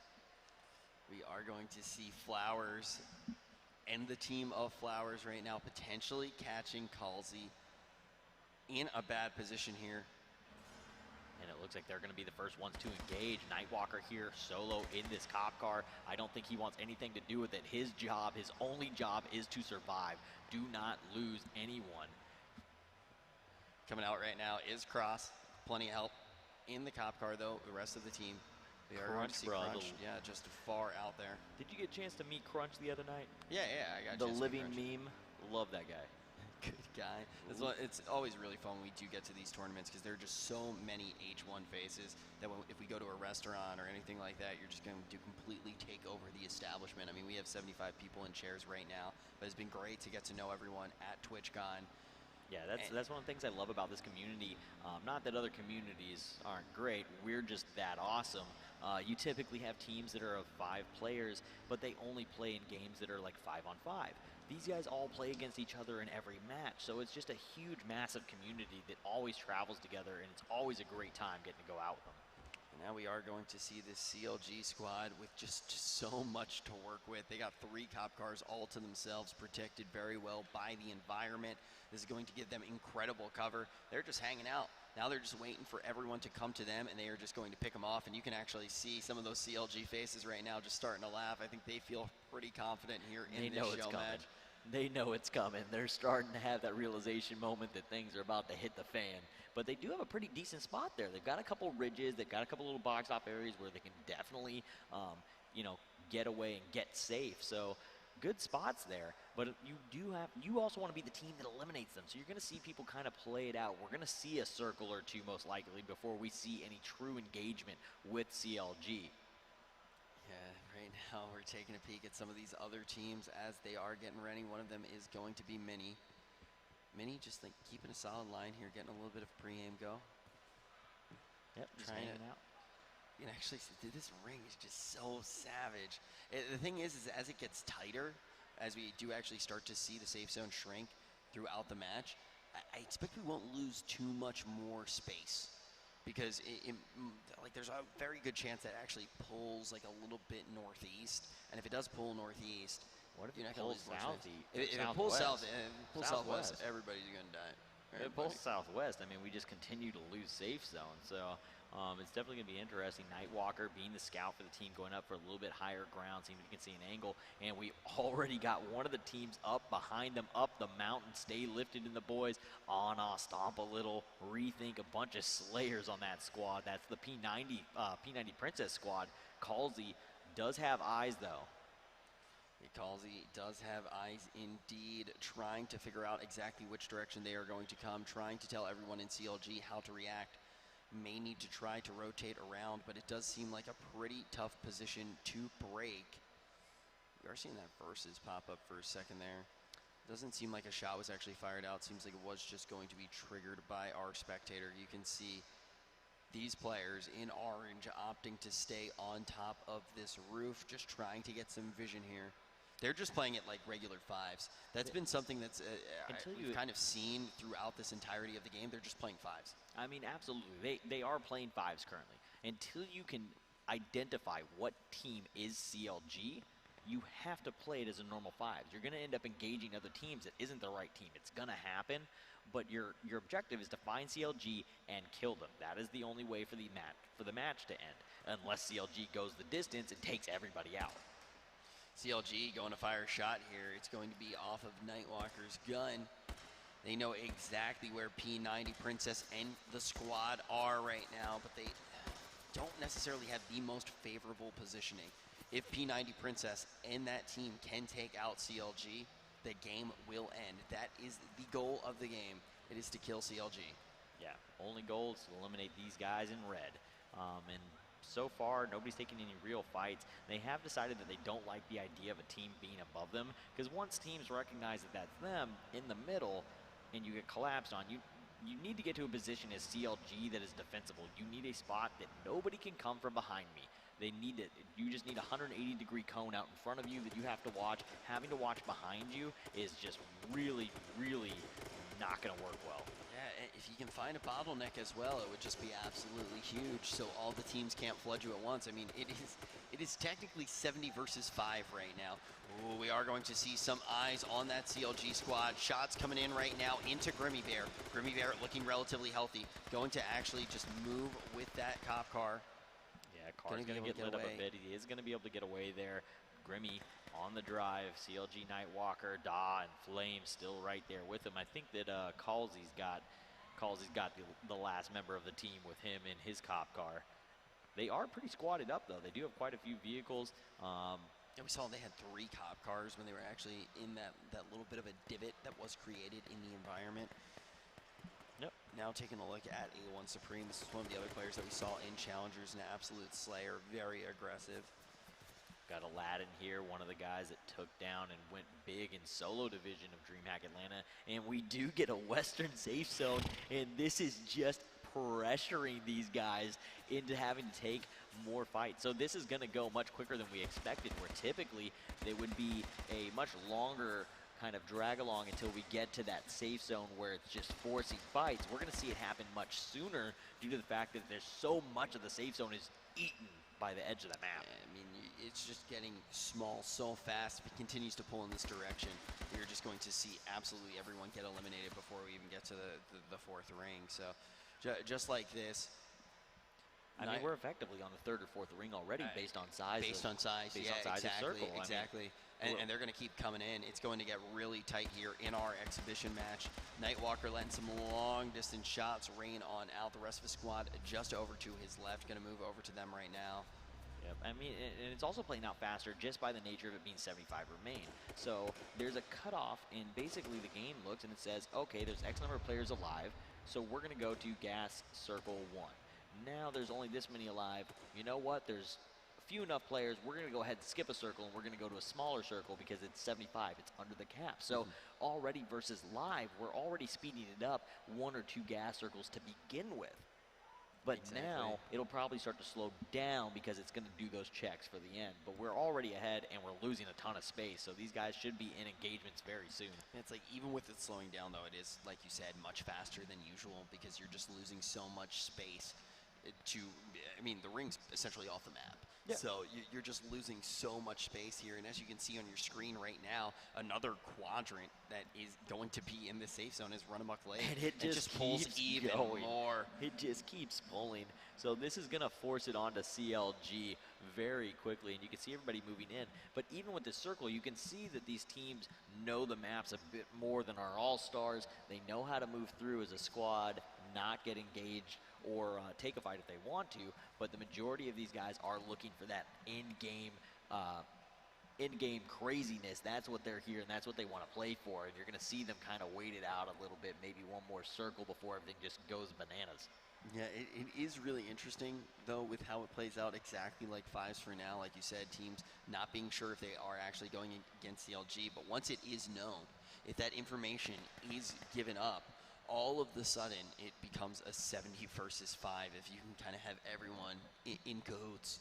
Yeah, if everybody can identify which team it is that is CLG, because the other thing is you're watching a kill feed and you're hearing two teams shoot. If you don't see which one dies, you don't know which team is which. So now you've got a coin flip and try and shoot at the right one to take out CLG. Or, you know, if everyone kind of maybe saw that fight go down, you could have like a 65 versus 10 scenario, you know. Everyone just wants CLG to go down anyway. But it's one of those things where it's just very unlikely that you're going to be able to glean that information. Yeah, I mean, and it's hard to do that. It's like we're sitting here and we're like, we need Flamehopper to die.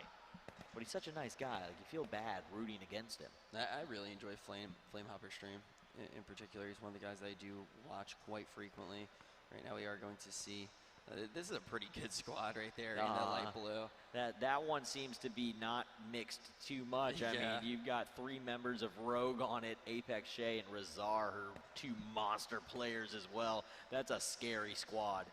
They could definitely be doing some big things here in just a little bit. Oh, man, the Yellow Squad, too, is the world best gaming team. All the guys out of Korea, plus mini troops. Yeah, with letting out a wave here.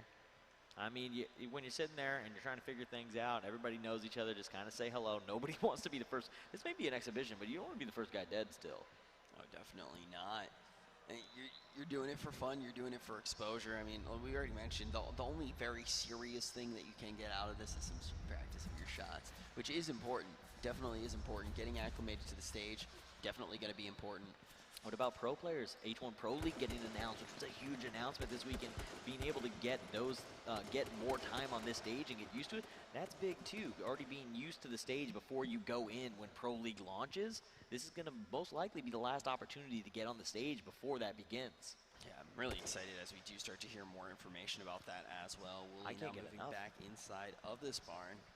You can see the interesting stuff that they're already doing, things that we didn't really see people doing in previous matches. They're protecting their resources. We talked about attrition all weekend, and they're already throwing down makeshifts and body armors in the middle, because if you get 2-tapped, you're going to lose it anyways. Throwing it down in the middle, you're typically not going to get laser beamed to the body. So guys are going ahead to protect that for the late game. You want to have that stuff when you get into a real fight, or you have to make a move from one position to another to help kind of eat a couple extra bullets so that you can get to the next safe spot.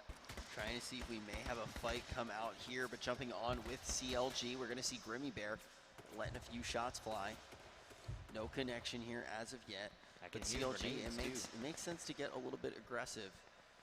Nightwalker going to follow suit with Grimmy Bear a little bit further over. Yep, Flamehopper here is on board, or getting comfortable there in his seat. Looked like he may have had to get a quick drink of water before he starts putting people down. And we have the first kill of the game coming out of good old Isco Trues onto Dramas. The question is, too, if that revealed any information.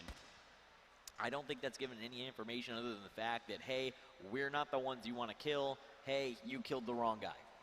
Yeah, but now do we see that group start to roll together?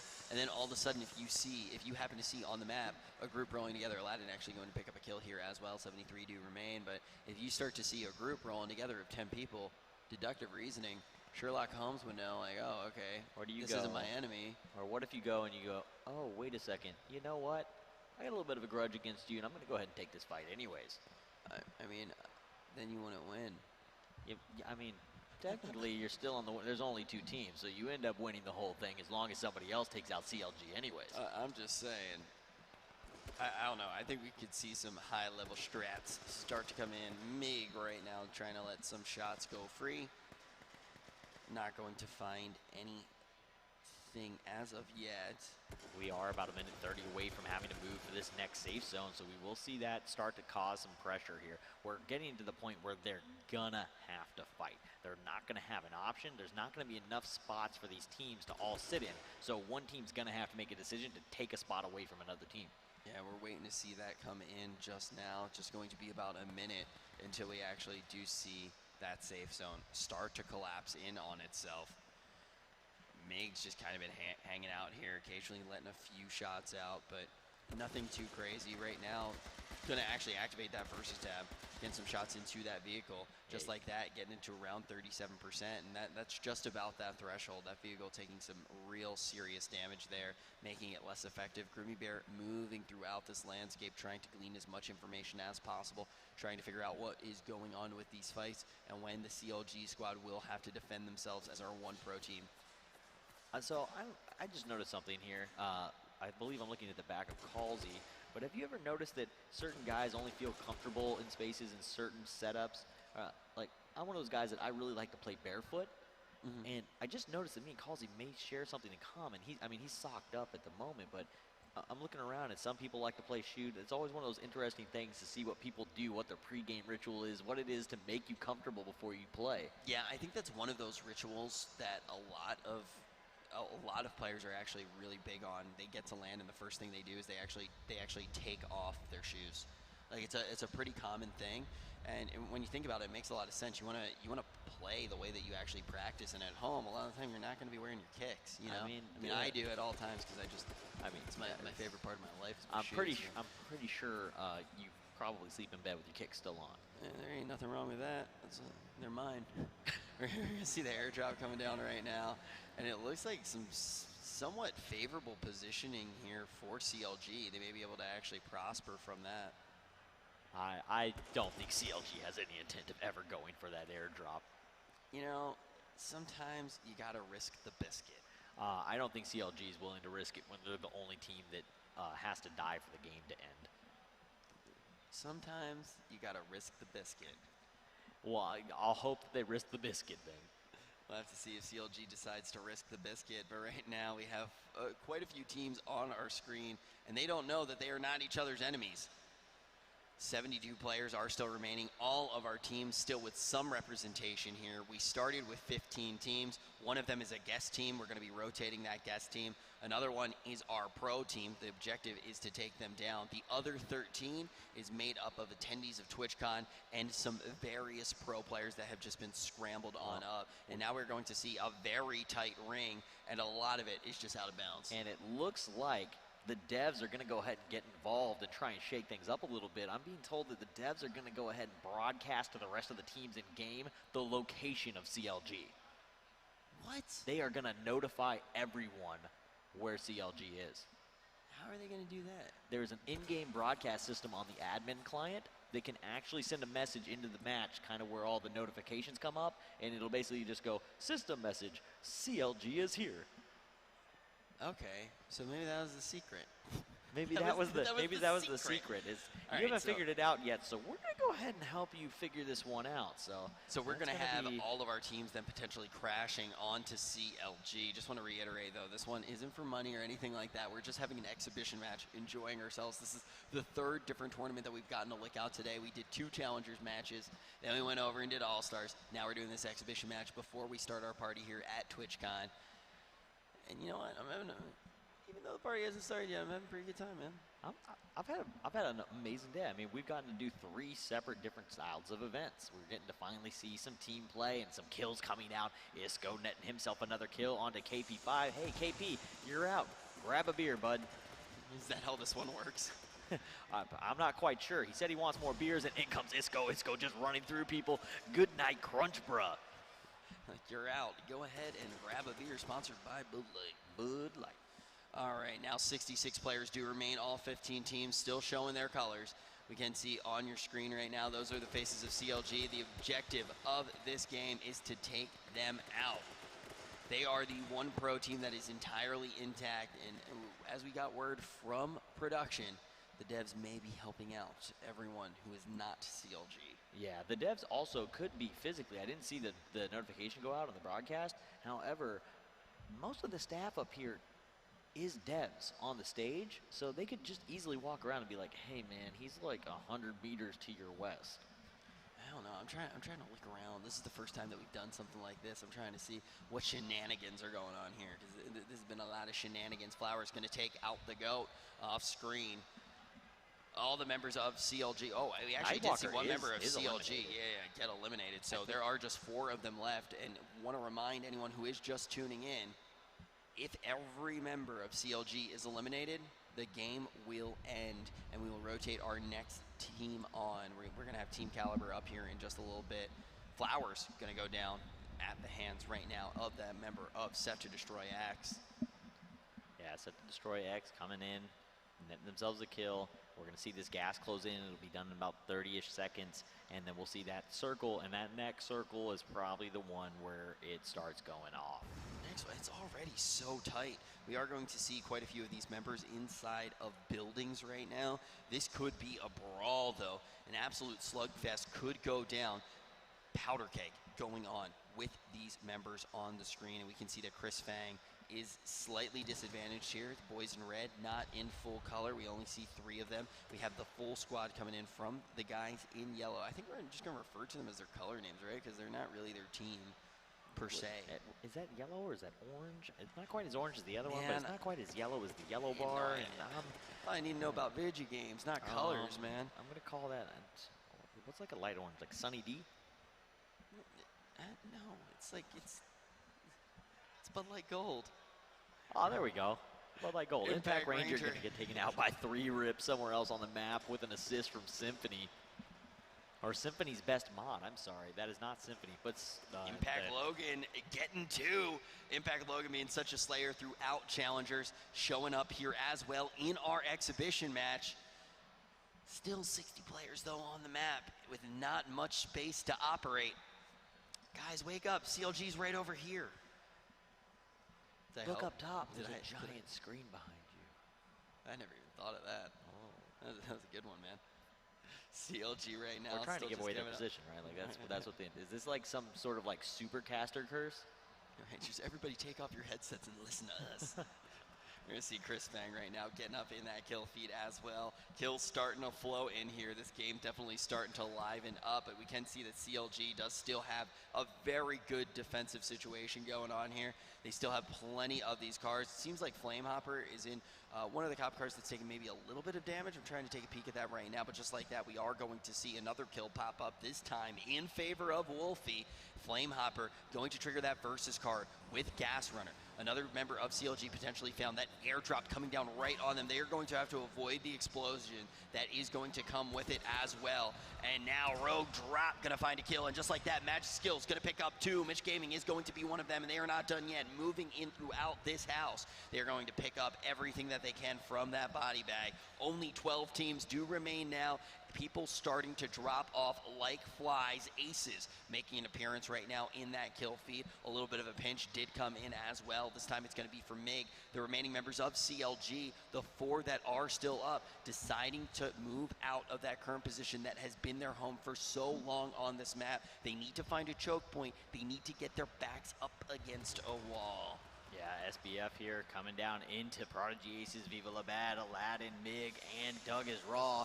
One of them actually pushed up a little far past Doug. Doug is going to see Wooly right here at the end, not able to get a hit. Gets shot from below by Moose and Mahoos. Moose and Mahoos going to eliminate. Doug is raw, Viva La Bad going to get a trade, though, onto California for that shot. And now Prodigy trying to find Moose and Mahoos, pre-firing that corner. We can see that he's right there behind the tree. Wooly going to go down to a gas nade from Doug.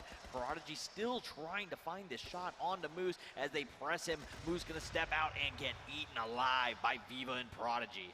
And it's really starting to light up here. Wow, this is what I was saying. They were in that position. They were just so central throughout the entire thing. This time CLG just going to get gifted the airdrop once again. The other one I don't think that they did actually move towards. It wouldn't have been too far just to skip over for them to grab it, but this one, there's just no arguing with that. You are going to go for it. They still have, they have a whole fleet. They are just the police. They are the police squad right now. They have pretty much every police spawn that was available to them. CLG just huddling up with that police caravan, but right now we can see some of the boys in yellow trying to line up some shots. They should have an eye line on the CLG boys. Helmet gonna get popped off of Flamehopper. He's gonna dip down behind that police car and get another one on as quick as possible. Their location is now broadcasted because they were right on top of that drop. They are going to fire out shots from behind that cop car. Flamehopper starting to rotate around to the south, trying to avoid taking any additional onslaught, wants to be able to get a pinch in with the additional shots. This is a big thing that we see with fives. We really want to see all of the players being able to drain their ammunition into the same target. Aladdin going to get a kill in the feed right now, not necessarily on camera, but still some big plays coming out of Aladdin. We've seen his name there several times today. Yeah, Aladdin, definitely a player that we saw a lot of at DreamHack CLG here, still fighting off all sides. All teams are just in a C shape around them. We have the STD AES matchup. Prodigy Aces, though, eliminating one of the other teams, taking out Ink and another player, getting that double kill. We saw Flamehopper has gotten into a couple engagements so far, but still able to get a new helmet on, get a new 2-hit on, and they make use of this little ditch using the edges of these mountains and the cars, but the cars are going to become grenades themselves, and they will blow up, and that one's about to blow up right next to Flamehopper. He needs to move his car before that one blows up on his.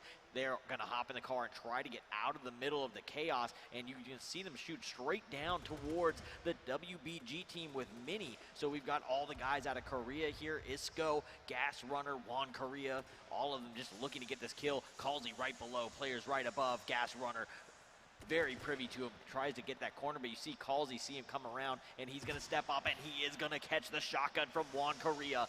That assist coming from Stay Lifted, previously getting him low. Now, they're going to go ahead and try and hole up in this building. The problem with this strategy is that these teams are going to just start throwing gas nades at them, and they are going to be forced out of this building.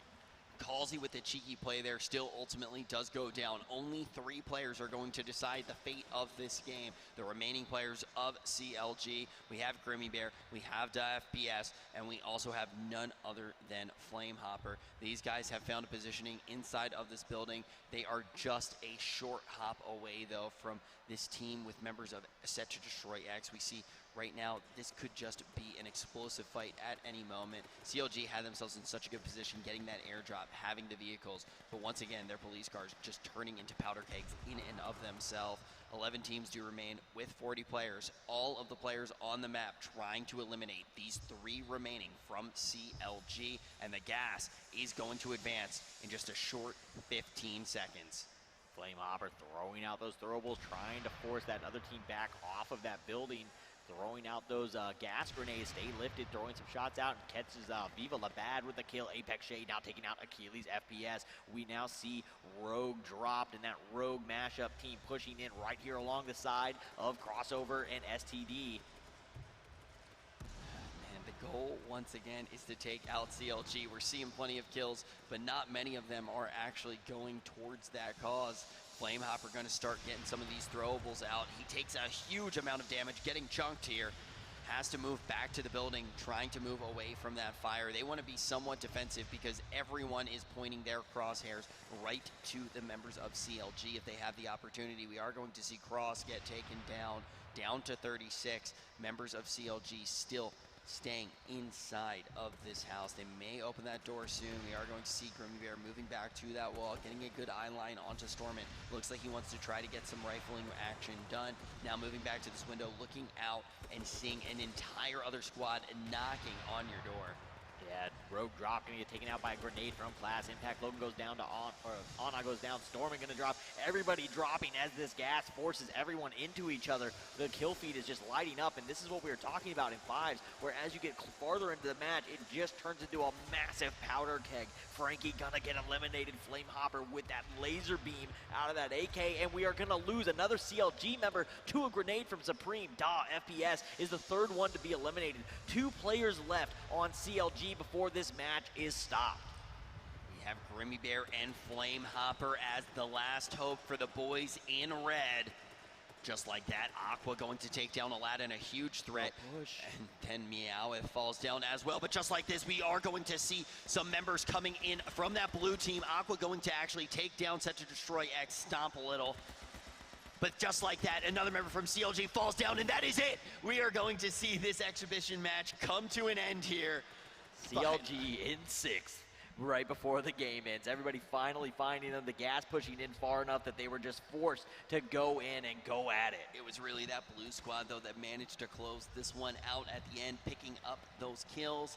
But major shout-outs to CLG. They played that one very smart there, and we're going to be doing this again in just a few seconds.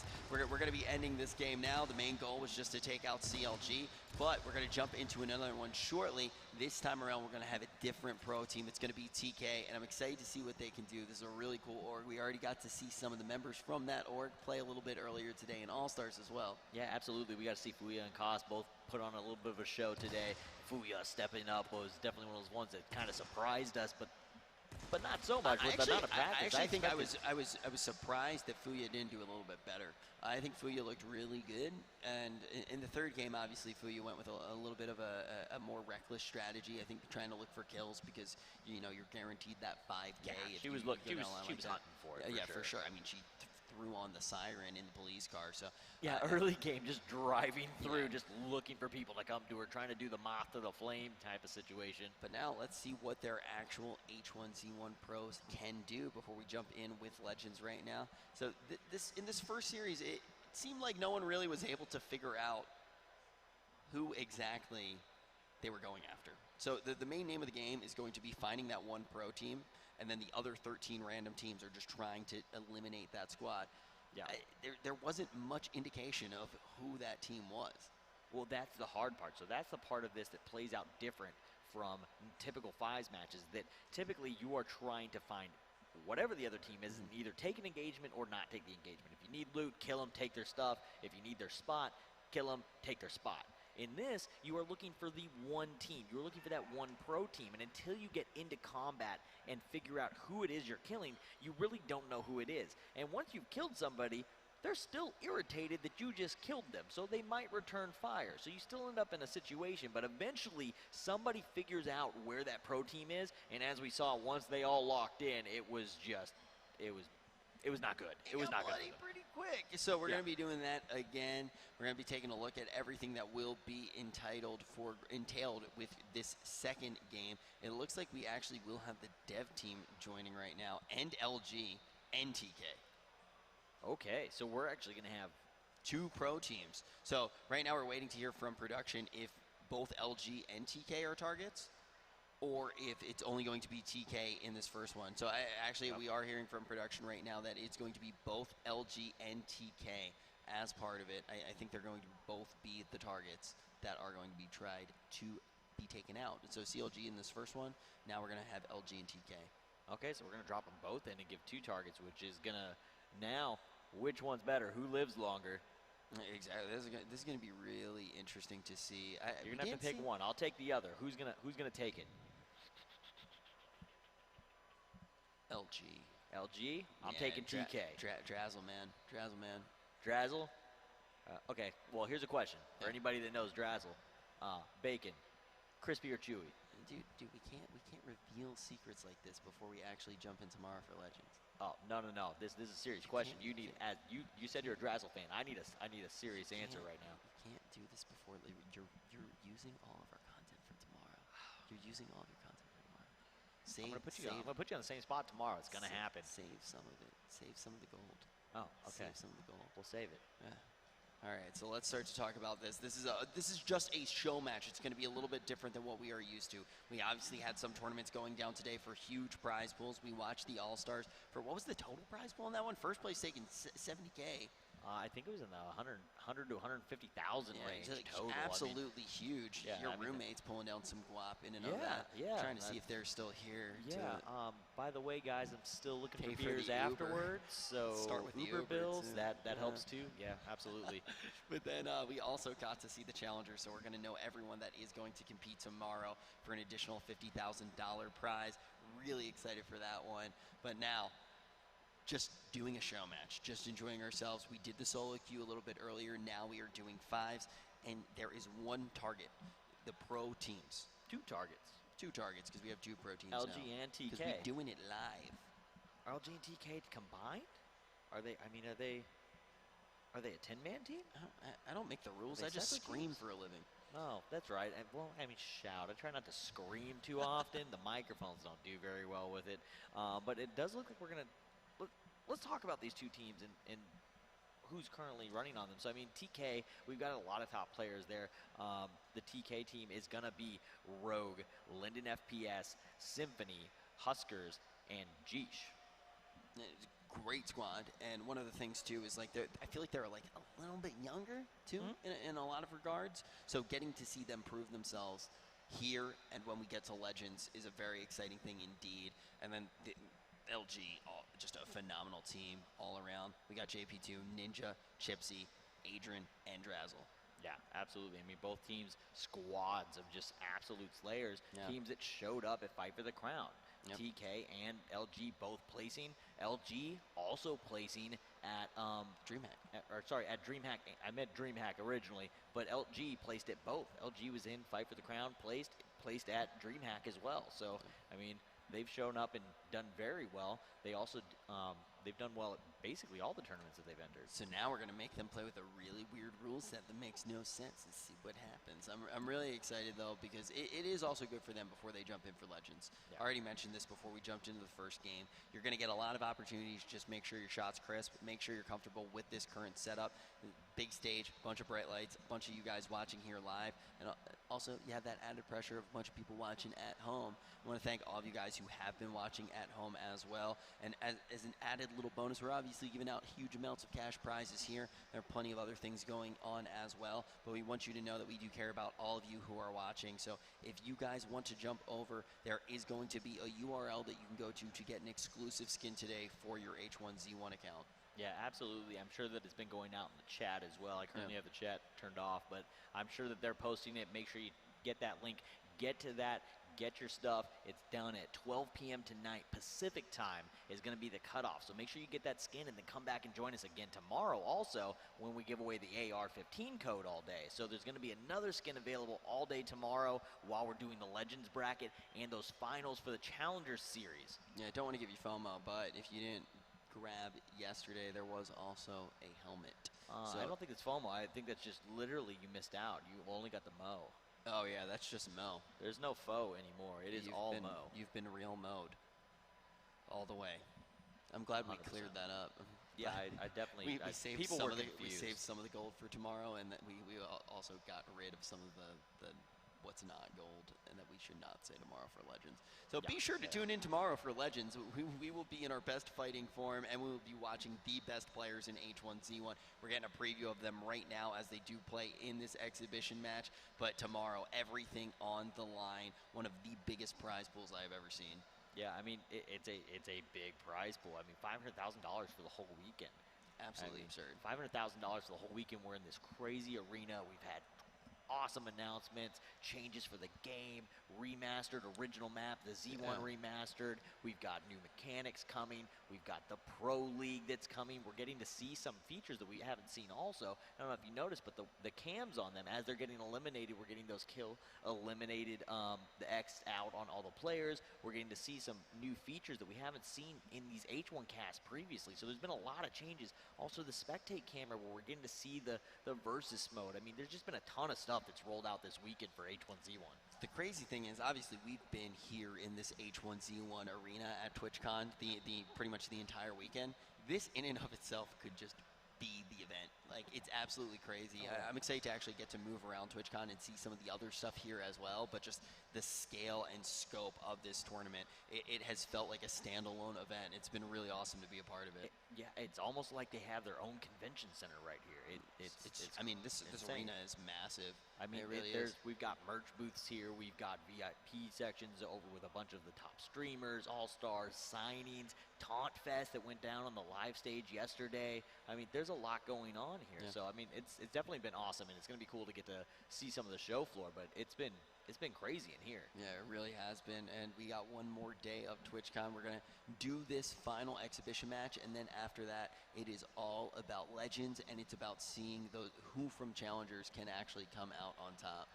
I'm excited for both. I mean, I'm still Legends is obviously the big one of the day tomorrow, but Challengers still getting to see all these guys that played through qualifiers, earned their way in, and now seeing if they can continue that. Is it more pressure today to qualify and yesterday to qualify? Or the pressure comes tomorrow, so how do they handle the pressure tomorrow? Seeing if those guys still keep their cool in the arena when they're having to play with money on the line. And we have to see, too, if they did different things. I mean, there is a lot of money online. You're obviously at TwitchCon. It's a pretty fun event. There are plenty of things that you do want to go out and experience. Obviously, a lot of these people who queued up for Challengers were just TwitchCon attendees that wanted to take their first stab at being in an H1Z1 tournament. I'm sure that there are plenty of other things that they want to do while they're at TwitchCon as well, but if you can really dedicate the time with that much money on the line, maybe watch some VOD of the other players when they did actually qualify.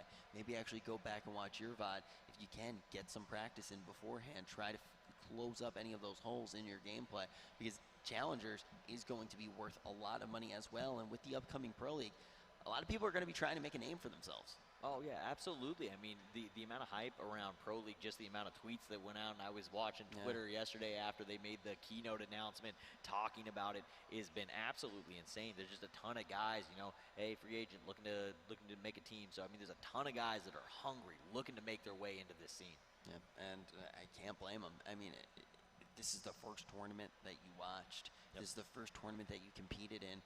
I can't imagine not wanting to have more. It's just been a crazy weekend. If this was your first tournament, I mean, I've played in some gaming tournaments here and there, starting with locals and stuff. If this was your first one, this is an epic first experience. You're doing it pretty well. I mean, you're sitting next to the likes of Soda Poppin', Dr. Disrespect, legends from our scene like Flamehopper, like Drazzle, like absolutely insane experience. And it is really cool to see everything going together side by side, having Challengers, having All-Stars, and then also going to have Legends all in the same arena, all in the same weekend. I mean, I'm excited to see the change in gameplay, too, that we're going to see. I mean, obviously, this gameplay here is playing out very different than what we've previously seen, but there was a massive change just in the sense from going from Challengers to the All-Stars. I mean, those games played out very differently, different paces. You had a mixture of players that were maybe very experienced and players that were new, but probably more experienced than not in the Challengers series. So you saw games play out a little bit slower pace there, where you saw guys in the All-Stars that just had not a care in the world. I mean, we had a couple guys like Annex and a few guys that were going off during Challengers, but there was guys that were just here to kill. Inside of the All-Stars. They were going up. Which was funny, because one of the things was when we actually do look at the format, not of All-Stars, of All-Stars, but not of Challengers. We saw a lot of people coming out trying to slay really heavy in Challengers, but All-Stars was the one that really rewarded it, right? With that 5K bonus per game. And TwitchCon has just been awesome for all those reasons. And that's in effect tomorrow, though, for the Legends as well. So I think that it plays out the way that we saw today, though, is that the guy that wins that is probably the one that takes down that kill bounty. Being alive longer nets you more opportunities to get kills. No one's dropped doubles yet, though. We haven't seen a 10 yet. We've seen quite a few 9s, but no one has broken that threshold out of 9 to 10. I would love to see someone come in and just really light up that kill feed. Yeah, I would love to see a 10. A double digit would be the new record. I mean, record is obviously tied now by multiple people at 9. Last year it was 8 or 9, and I'm pretty sure it was 8 from Isco. So this year it goes to 9, and we've seen 3 people do it in All-Stars. We saw 1 or 2 people get 9 kills in Challengers. But the one guy that got the 9 kills in Challengers was Crossover, and then he decided to take the boxing match. He's the one that started the whole boxing trend here at TwitchCon. That was definitely. So he started that one, and unfortunately lost that one. He may have potentially been able to hit that double digit, but he threw it on a boxing match. It's important that you kind of bring up the fact that it's a trend now, right? Because we actually do start to see it in like 3 matches. After it happens once, it's just one of those things that's like, that was pretty cool. I want to be a part of something like that. But the first one was really, that one takes the cake, and you got to give it up to the players. You got to coordinate that. I give it to everybody and going and decide to take it to hands and handling it like men. But the first guy that did it was Crossover, and he went for it. So Crossover gets the credit for starting the trend for the weekend. And if you are just tuning in right now, even though we're getting a little bit nostalgic up on the stage, talking about everything that has gone on at TwitchCon and talking about everything that is still to come, Want to remind you that you are tuning in right now to the Ultimate Challenge. This is a show match. We are teaming up everyone into groups of 5s, but the kill targets are going to be the squads of TK and LG. These guys are still together with their entire pro team. Right now you're looking at Drazzle on your screen. Oh, we're going to move over to his teammate now. We got everyone from LG. Yeah, it looks like we got Adrian right here with Chipsy to his left or our right. So that is going to be team number 2. And on team number 1, we do have TK, and they'll cut over to them most likely here in a minute as they get seated, and that's going to be another full squad. So last game we had 1 team in. This time we have 2 teams in. If these 2 teams die, the match ends. This is a show match. This is not for money. This is a for fun event that we're doing here just at the end, kind of showing off team play. Yeah, exactly. And we are about to kick this one off. As you can see, all the players right now getting situated. We had to rotate in our pro team. Luminosity looking pretty comfortable here up on the stage before they dive into Legends. And one of the things is we can actually just look around and see all 75 seats. So we will be able to kick this one off in just a short amount of time. And as you can see, Ninja there wearing that brand new Metathreads Gas Runner hoodie. So that's a creation coming out of the Metathreads group. So really cool one. It's something that you weren't expecting, where a lot of the other shirts that were over there are in-game items they took and kind of made. Getting to see some of these new ones is pretty cool, and seeing that one is a really awesome one. I was actually looking at Ninja wearing that earlier, talking to him about it, and I might have to pick one of those up. You know, it is right over there. If you are at TwitchCon, you definitely want to check out the H1Z1 area. There is plenty to do, and as soon as we wrap up this show match, we are going to be kicking it off with a party. I heard something like the first 1,000 beers are free or something like that, and then we go to a boat. Tonight's going to be pretty fun. Yeah. So we got the boat's on the Queen Mary. I don't know. It's supposed to be like a haunted ship or something like that. I don't know. You're the guy who knows stuff about ships. It's not a Navy ship, though. I don't really know much about that one. We can see right now just about everyone getting ready to go. Nice little wink coming out there. A little kiss there too. You can have the wink. I'm taking the kiss. It's class. I did. It's a beautiful man. I was talking about the wink. I didn't even notice anything else. This is a very important thing. Actually, trying to get that intimidation going before the match does start up, even if it is just for fun. Yeah, we got a couple other players here walking around on the stage too. Aladdin and Cloaksy's still hanging out. I don't even know what Cloaksy's doing right now. I think he's lost. I don't think Cloak knows what he's doing either. He's definitely lost. Cloak just absolutely lost. If you are at TwitchCon right now and you're responsible for Cloak, please get him off the stage. Cloak's parents, are you in the building? He's 100% lost. He doesn't even know this is going on. Speakers all around him. He can definitely hear us. He's just lost. Yeah, I don't know what he's doing. He's just bothering everyone right now. Maybe we should just have him come up and cast. Please no. Please don't put the people through that.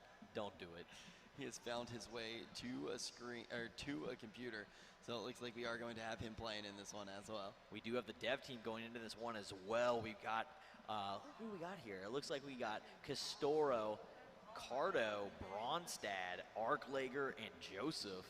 So we got a dev team in there as well. We'll see how they do. I mean, I like the devs and all. I'm pretty sure they're the guys on the stage, though. If this is going to be a rough game for them. Yeah, I've been in some of those play tests before.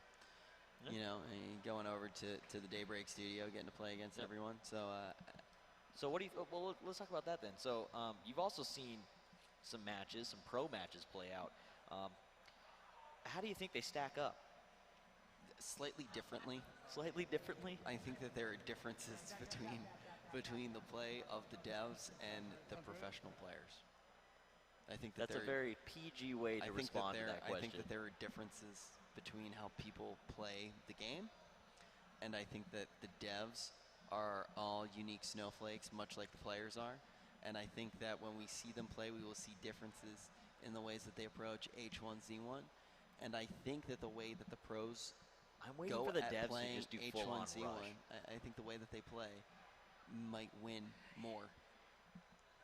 My question is what accounts are the devs on? Are we going to see like an admin client come in? Or are we going to see somebody, you know, a little god mode or something come into play? I don't hope so. I really, like, you hope so. I hope that they just rush in and destroy everyone. Yeah, I want to see blood here. And to be completely honest, I mean, the whole thing with doing an exhibition match like this is to see weird stuff that you don't normally get to see go down. Yeah. So let's just do get some weird. stuff Let's do some weird stuff. We already got players walking around on the stage without their shoes on. Like, we may as well just go all in. Yeah, I mean, as soon as your shoes are off, it's a no-holds bar. So, and we are starting to see some of these screens lighting up. We do got players in the box, a few guys still loading in. We are close to getting this match underway. I hope you guys are enjoying. This is going to be the last game of the day. And it is an interesting show match where both LG and TK are going to be the targets of everyone in the arena right now. We have a total of 75 players, and 10 of them are going to be the targets. Yep, and again, for anyone that is just tuning in, those 10 that you are looking for are JP2 Ninja, Chipsy, Adrian, and Drassel off of LG. And then we have Rogue, Linden, Symphony, Huskers, and Jeesh on Team TK. I'm really excited to see this one play out, and this, like we have mentioned before. Oh no, not the dabs. It's 2017. It was like 19 dabs too. We got past that. Somebody who is responsible for this man, please come collect it. Who's the person man's? responsible for him is the person sitting next to him in the camera, and she doesn't have any control on him whatsoever. Don't you roll over here? He's lost again. He is so confused. One of the nicest guys in the scene. Really am a fan of that man. Absolute nut job, though, in the best way possible. We'll have to see how much damage he can do here coming into this game. I don't know. If his gameplay is anything like his awareness right now in real life, he's going to have a rough time. He's not even looking at the computer screen. No, I don't even think he knows that he's at a match. He's now literally looking at us, and he's still confused on what's happening. He's talking smack to us like we're playing against him. You realize you're not playing against us, right? You're playing against all the other people sitting next to you. I can't even hear him from here. It's all right. He hasn't said anything that we needed to hear. Can we get a ref to protect us for just a little while? This man looks angry. There's a judge on stage. Jay, somebody get this man. Right now, as you can see, too, we are going to have these devs playing up against the players. I really hope they cheat. Braun's so happy to just be out of the box. He was handling all the replays for us today, getting those over so that we could watch them after the matches. So he's been back in the production van out back, just stuck in his little, like, NORAD box. Yeah, finally getting to come out and be in the main room. I'm sure he's ecstatic to be out of that little box. Stretch his legs a little bit. He's a tall guy. He stuck the tallest guy in the smallest area. Right now, I just really want to see. I want to please break the rules. That's what I want. Listen to the casters one time. Where's somebody bust out the Swagnum Opus gun? Man, I love that hat. This is fire. That is an actually pretty nice hat. You know, we talk about skin, and you got to skin it to win it. Inside of H1Z1, you got to do it in real life as well. Everybody. I think that's what it is. You're always doing the skin it to win it thing in real life. I think that's why No, we already said stop dabbing. Stop it. Don't do that. Stop it. All right, we're back. It's kind of no, I just said don't do it. I'm committed. God, I don't know what happened. I don't know what happened. I don't know this guy. I'm gonna get fired. Wow. All right. So jumping back into this one, we're just making sure everything is ready. I think this one's going to be quite chaotic. The show match last time kind of just played out like a standard game of fives. Ended a little bit early, obviously, because we did actually see the members of CLG get taken out. Yep. This time we have 2 teams, and we got devs. I think it's going to be bloody, and I think it's going to be weird. And after that, we are going to the H1Z Arena pre-party. All of our friends are going to be there. It's powered by Bud Light. The first 1,000 beers are free. First 1,000 beers are free? Yeah, somebody wrote that. Or actually, nobody wrote that. I said Did you fill that in? Could somebody please type that and make that so? Can we make the first 1,000 beers? I'm pretty sure the first. I don't know if we can do that. I don't think we have that kind of power. First 1,000 beers are on me if Bud Light doesn't have it. And we do have an artist coming over from Mousetrap, though. Renzen's going to be there performing as well, so that's going to be an awesome, awesome party. Yeah, I'm really excited to get this one underway. Oh, man. All right, do you have any predictions when we do jump into this one? Do you think LG or TK? I just want to see the I just want to see the devs pull some ridiculousness. That's all I want. I just want the dev team to pull off just something ridiculous that nobody's seen. I want to see something putting all your super chips funny. on the devs. I mean, if I'm going to roll with somebody, they're the only ones that technically can just go 100% God mode and win it. They can just say, no, I'm sorry, I win the match. So I want them to all load in. I want them to all load in wearing this. I want this to be the new H1Z I'm pretty sure. I know you showed up and you said that they should make this skin, but seeing how they saw it today, I'm not quite sure that the artist who's here had the right equipment to get that into the match for you. Daybreak, how many retweets do we need to make this an H1Z skin? I'm officially asking right now, how many retweets does your boy need to make this an H1Z skin? Is this where we both just stare, just stare at the monitor and wait for them to type us a number? I don't think they're going to type us a number, but... Yeah, I'm just waiting for a number. I want the new H1Z1 skin. You want the new H1Z1 skin only when it becomes your jacket, though. Hey, man, we can give it a cool name. I mean, they got flower pants. Why not? They actually do, right? Yeah. Yeah. Yeah, I'm pretty sure actually Lauren owns those exact pants in real life. I think she already skinned it to win it. Yeah, that's what you got to do. Or you got to be a dev and just cheat to win. Yeah, well... I'm really hoping they pull out something weird. Like, we've been joking about it quite a bit, but I really hope that they do pull out some weird stuff. I don't know what I want to see, though. Can they teleport people around? Like, that'd be pretty fun to see. If they can just teleport people right to them. Like, they have that power. Up. They do. They have that power. Pretty power. Awesome. That would be pretty awesome to see. But right now, the other thing that we do want to know, we're talking about skinning it to win it. We want you guys to be able to do the same. Obviously, we're going to be having the party here in just a little bit, so if you're at Twitchcon, be sure to come to that. But if you are at home watching right now, be sure to go to the URL on your screen right now to get an exclusive item in the game. It's the makeshift skin today, the Vertigo makeshift skin. Yeah, so we had that helmet yesterday, and we did let you know that you got the Mo from the FOMO, the missing out. You have missed out on that one already. You have until midnight, though, tonight with that link that was just up on screen to go ahead and net yourself that makeshift armor. And then again tomorrow, we will have a new link that they'll be able to get themselves an AR-15 skin. So they'll be able to pull off a weapon skin, which and then maybe by the next tournament, if we get enough retweets, you'll be able to wear this jacket in-game. We'll have to see, but right now, we're going to go ahead and jump into the game. The final one of the day before we kick things off with the party. We're going to be jumping in right now, and you can see LG on your screen coming on down. These are the targets. Yeah, we've got Symphony off of TK here. Already landing. He's going to go ahead and grab that AK, finds a helmet, finds a backpack, second helmet. Not a bad first building if you're going to jump into one. Finds a shotgun. He's got his long range covered. He's got his close range covered. So that's definitely a great starting building for Symphony. I want to see that spread again, too, in a little bit. Actually see how chaotic this one is going to get. I think that the devs are going to be up to something. Taking a look right now at Ninja, moving throughout this house in the scavenging phase, trying to get as kitted up as possible. Yep, Ninja has a little bit of loot so far. Chipsy right here, right alongside him. All these guys landing together. No miscommunication there. They did all find the same spot to land in. They are, it looks like a Ranchito. They're in the north side of Ranchito here, so they're going to be up in that northeastern corner of the map. Moving through that cul-de-sac like a couple of middle school heroes right now. We're going to see the same thing coming out from our boys in blue. It's a little bit confusing because LG wears blue, but they're red right now. Yeah, and then so we'll just say LG loyal. Blue. Yeah, it's definitely a little confusing. Hashtag especially LG with, loyal. Linden playing under the name I'm in love with Summit 1G. 100% that is Linden. That's actually my handle as well. Linden definitely loves Summit 1G. If you didn't know, he'll let you know.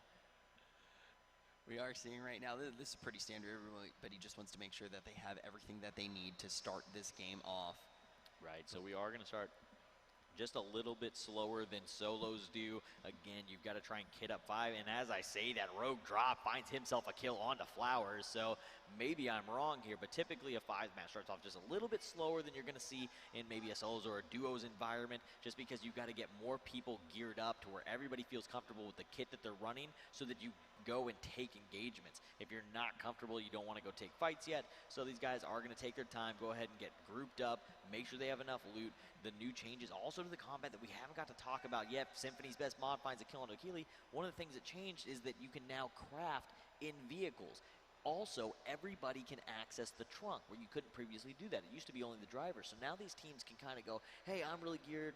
You don't have enough. Let's all hop in the car and I'll pass you everything in the car. So now while moving, they can kind of redistribute loot, redistribute their healing, their all of their ammo. They can redistribute all that stuff and craft their armors while going. Ninja right now in a position that a fight could potentially ring out, getting support from his teammates around this fence. Should not be too much of an issue here, but keep in mind if LG does go down, this game will be ending. They are one of our pro teams, and now jumping on board with Arclegger. And Castoro, no helmet on the back of an ATV in some booty shorts, looking great. I still want to see that. I think that the devs are going to be up to something here. Yeah, I don't know, man. You don't typically want to run around like that, so we'll see what they end up doing. And we do have shots coming out from Drassel into Prodigy Aces. Prodigy Aces is extremely low, but he is going to land that shotgun kill onto Drassel. Prodigy Aces is going to find a second one into Adrian. So we've already lost 2 players off of LG here early to Prodigy. Prodigy getting 2 really strong shotgun pumps early. Prodigy Aces is ready to get this party started. Gonna pick up an easy 2 here, looking like an absolute hero, and he's slaying out of his mind. Now on board with LG Chipsy. Looks like we're gonna see another member from LG go down as well. Only 2 more remain. This was our pro team. This was the target, and they are getting cut down to size. We are going to see JP2 taking down Prodigy Aces, getting a little bit of a revenge, but he is traded out by Doug Is Raw. We only have 1 member of LG still remaining, and his location seems to be known by Doug Is Raw. Doug Is Raw dancing around this fence just a little bit, and we have plenty of members still coming in looking for a fight. Some damage coming into Doug Is Raw. He is absolute. Members from his team come in, but he is cut down by Ryan. Did you catch that dev on dev kill there? Brondad killed Castoro from what I saw, and he killed his boss. Yeah, that's usually not a good way to... Not a good thing. Or Castoro killed him. It looks like Castoro's still in the match. Or no, he might be just actually watching the spectate cam on the rest of his team. But yeah, it looked like one of them killed each other. No members of our pro team do remain. I believe we do have TK in here as well, so we might actually be getting a look at their faces in just a second here. I'm trying to figure out.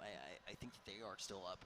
They are still up. I'm not sure that we have cameras on those rigs, though, so we may not be able to see them. But yeah, Team Caliber here hasn't had to take a fight yet. Castoro was the one that got it earlier. Granian gonna find Arclegger and Castoro getting 2 kills on the dev team. 2 kills getting picked up there right quick. Now we are seeing the members of TK. They are one of the 13 teams that remain with 57 players still up. They are moving as a group here. We can see once again a very tight ring. This time it's going to be up. Yep, it's going to be up in that northern part of the map. A little bit of that river going to be there, Mosquito River.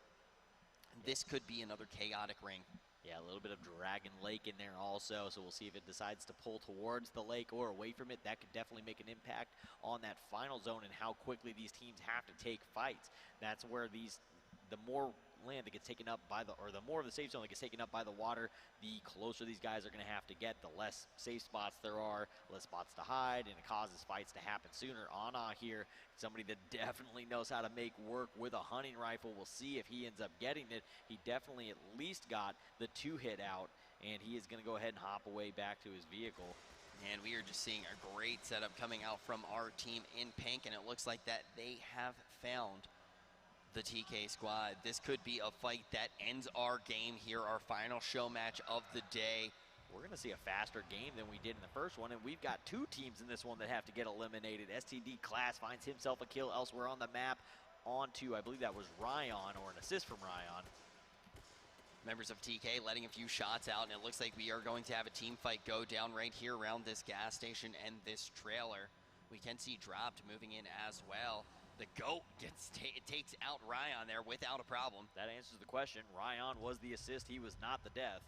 Symphony going to go down. Well, the fake Symphony is going to go down to Class somewhere else on the map. Then Free Peanut's going to go down to They Made Me Change My Name. Well, I'm assuming your name wasn't a great name then. And Zach going to take out John Vlogs. P90 going to get dropped by Apex Shea. And we have Huskers here on his point of view. We'll see if he's going to be able to get into a fight or not. We are going to see this kill feed starting to light up here. This game going much faster than the previous match. So we'll see what happens here as Huskers comes back out off the smoke nade. Hey guys, they're right here in the smoke.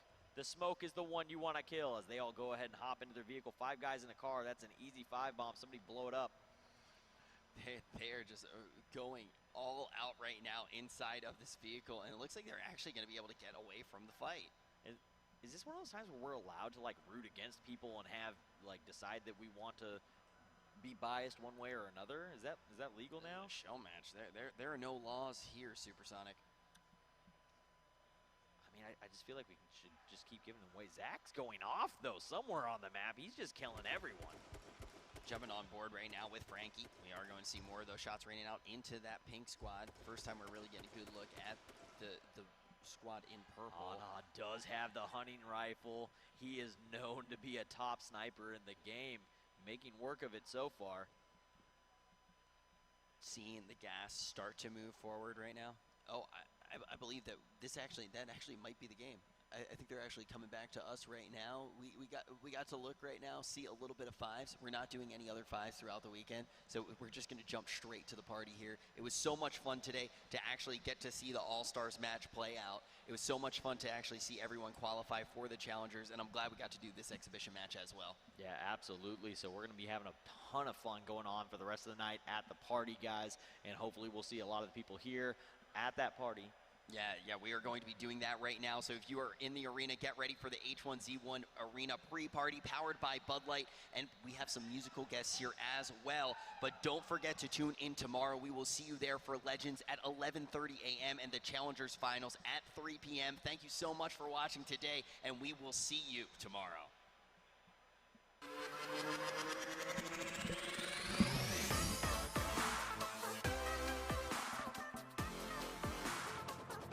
Out, so we're going to get to see 2 full more matches of all of this that we're talking about actually play out before we get to see that final, and we'll see if any of these guys that made top 10 can maybe do that every single match, because if you can get into the top 10 twice or you take down 1 win, it puts you really good setup to take down a ton of money. Yeah, now one of the players that I have been talking about quite a bit is Fuya. We actually got a chance to have an interview with Fuya, so we're going to take a look at that right now.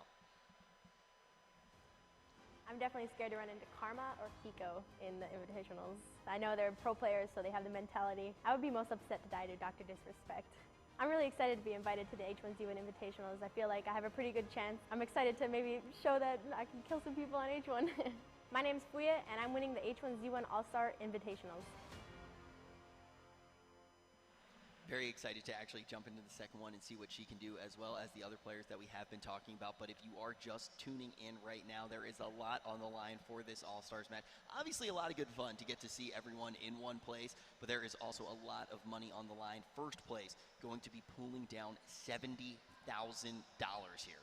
I mean, $70,000 is nothing to scoff at, so it's a sizable amount. And Sandy Rafter's got to feel really good going into game 2, already with $5,000 in his pocket and set up to go ahead and possibly take down the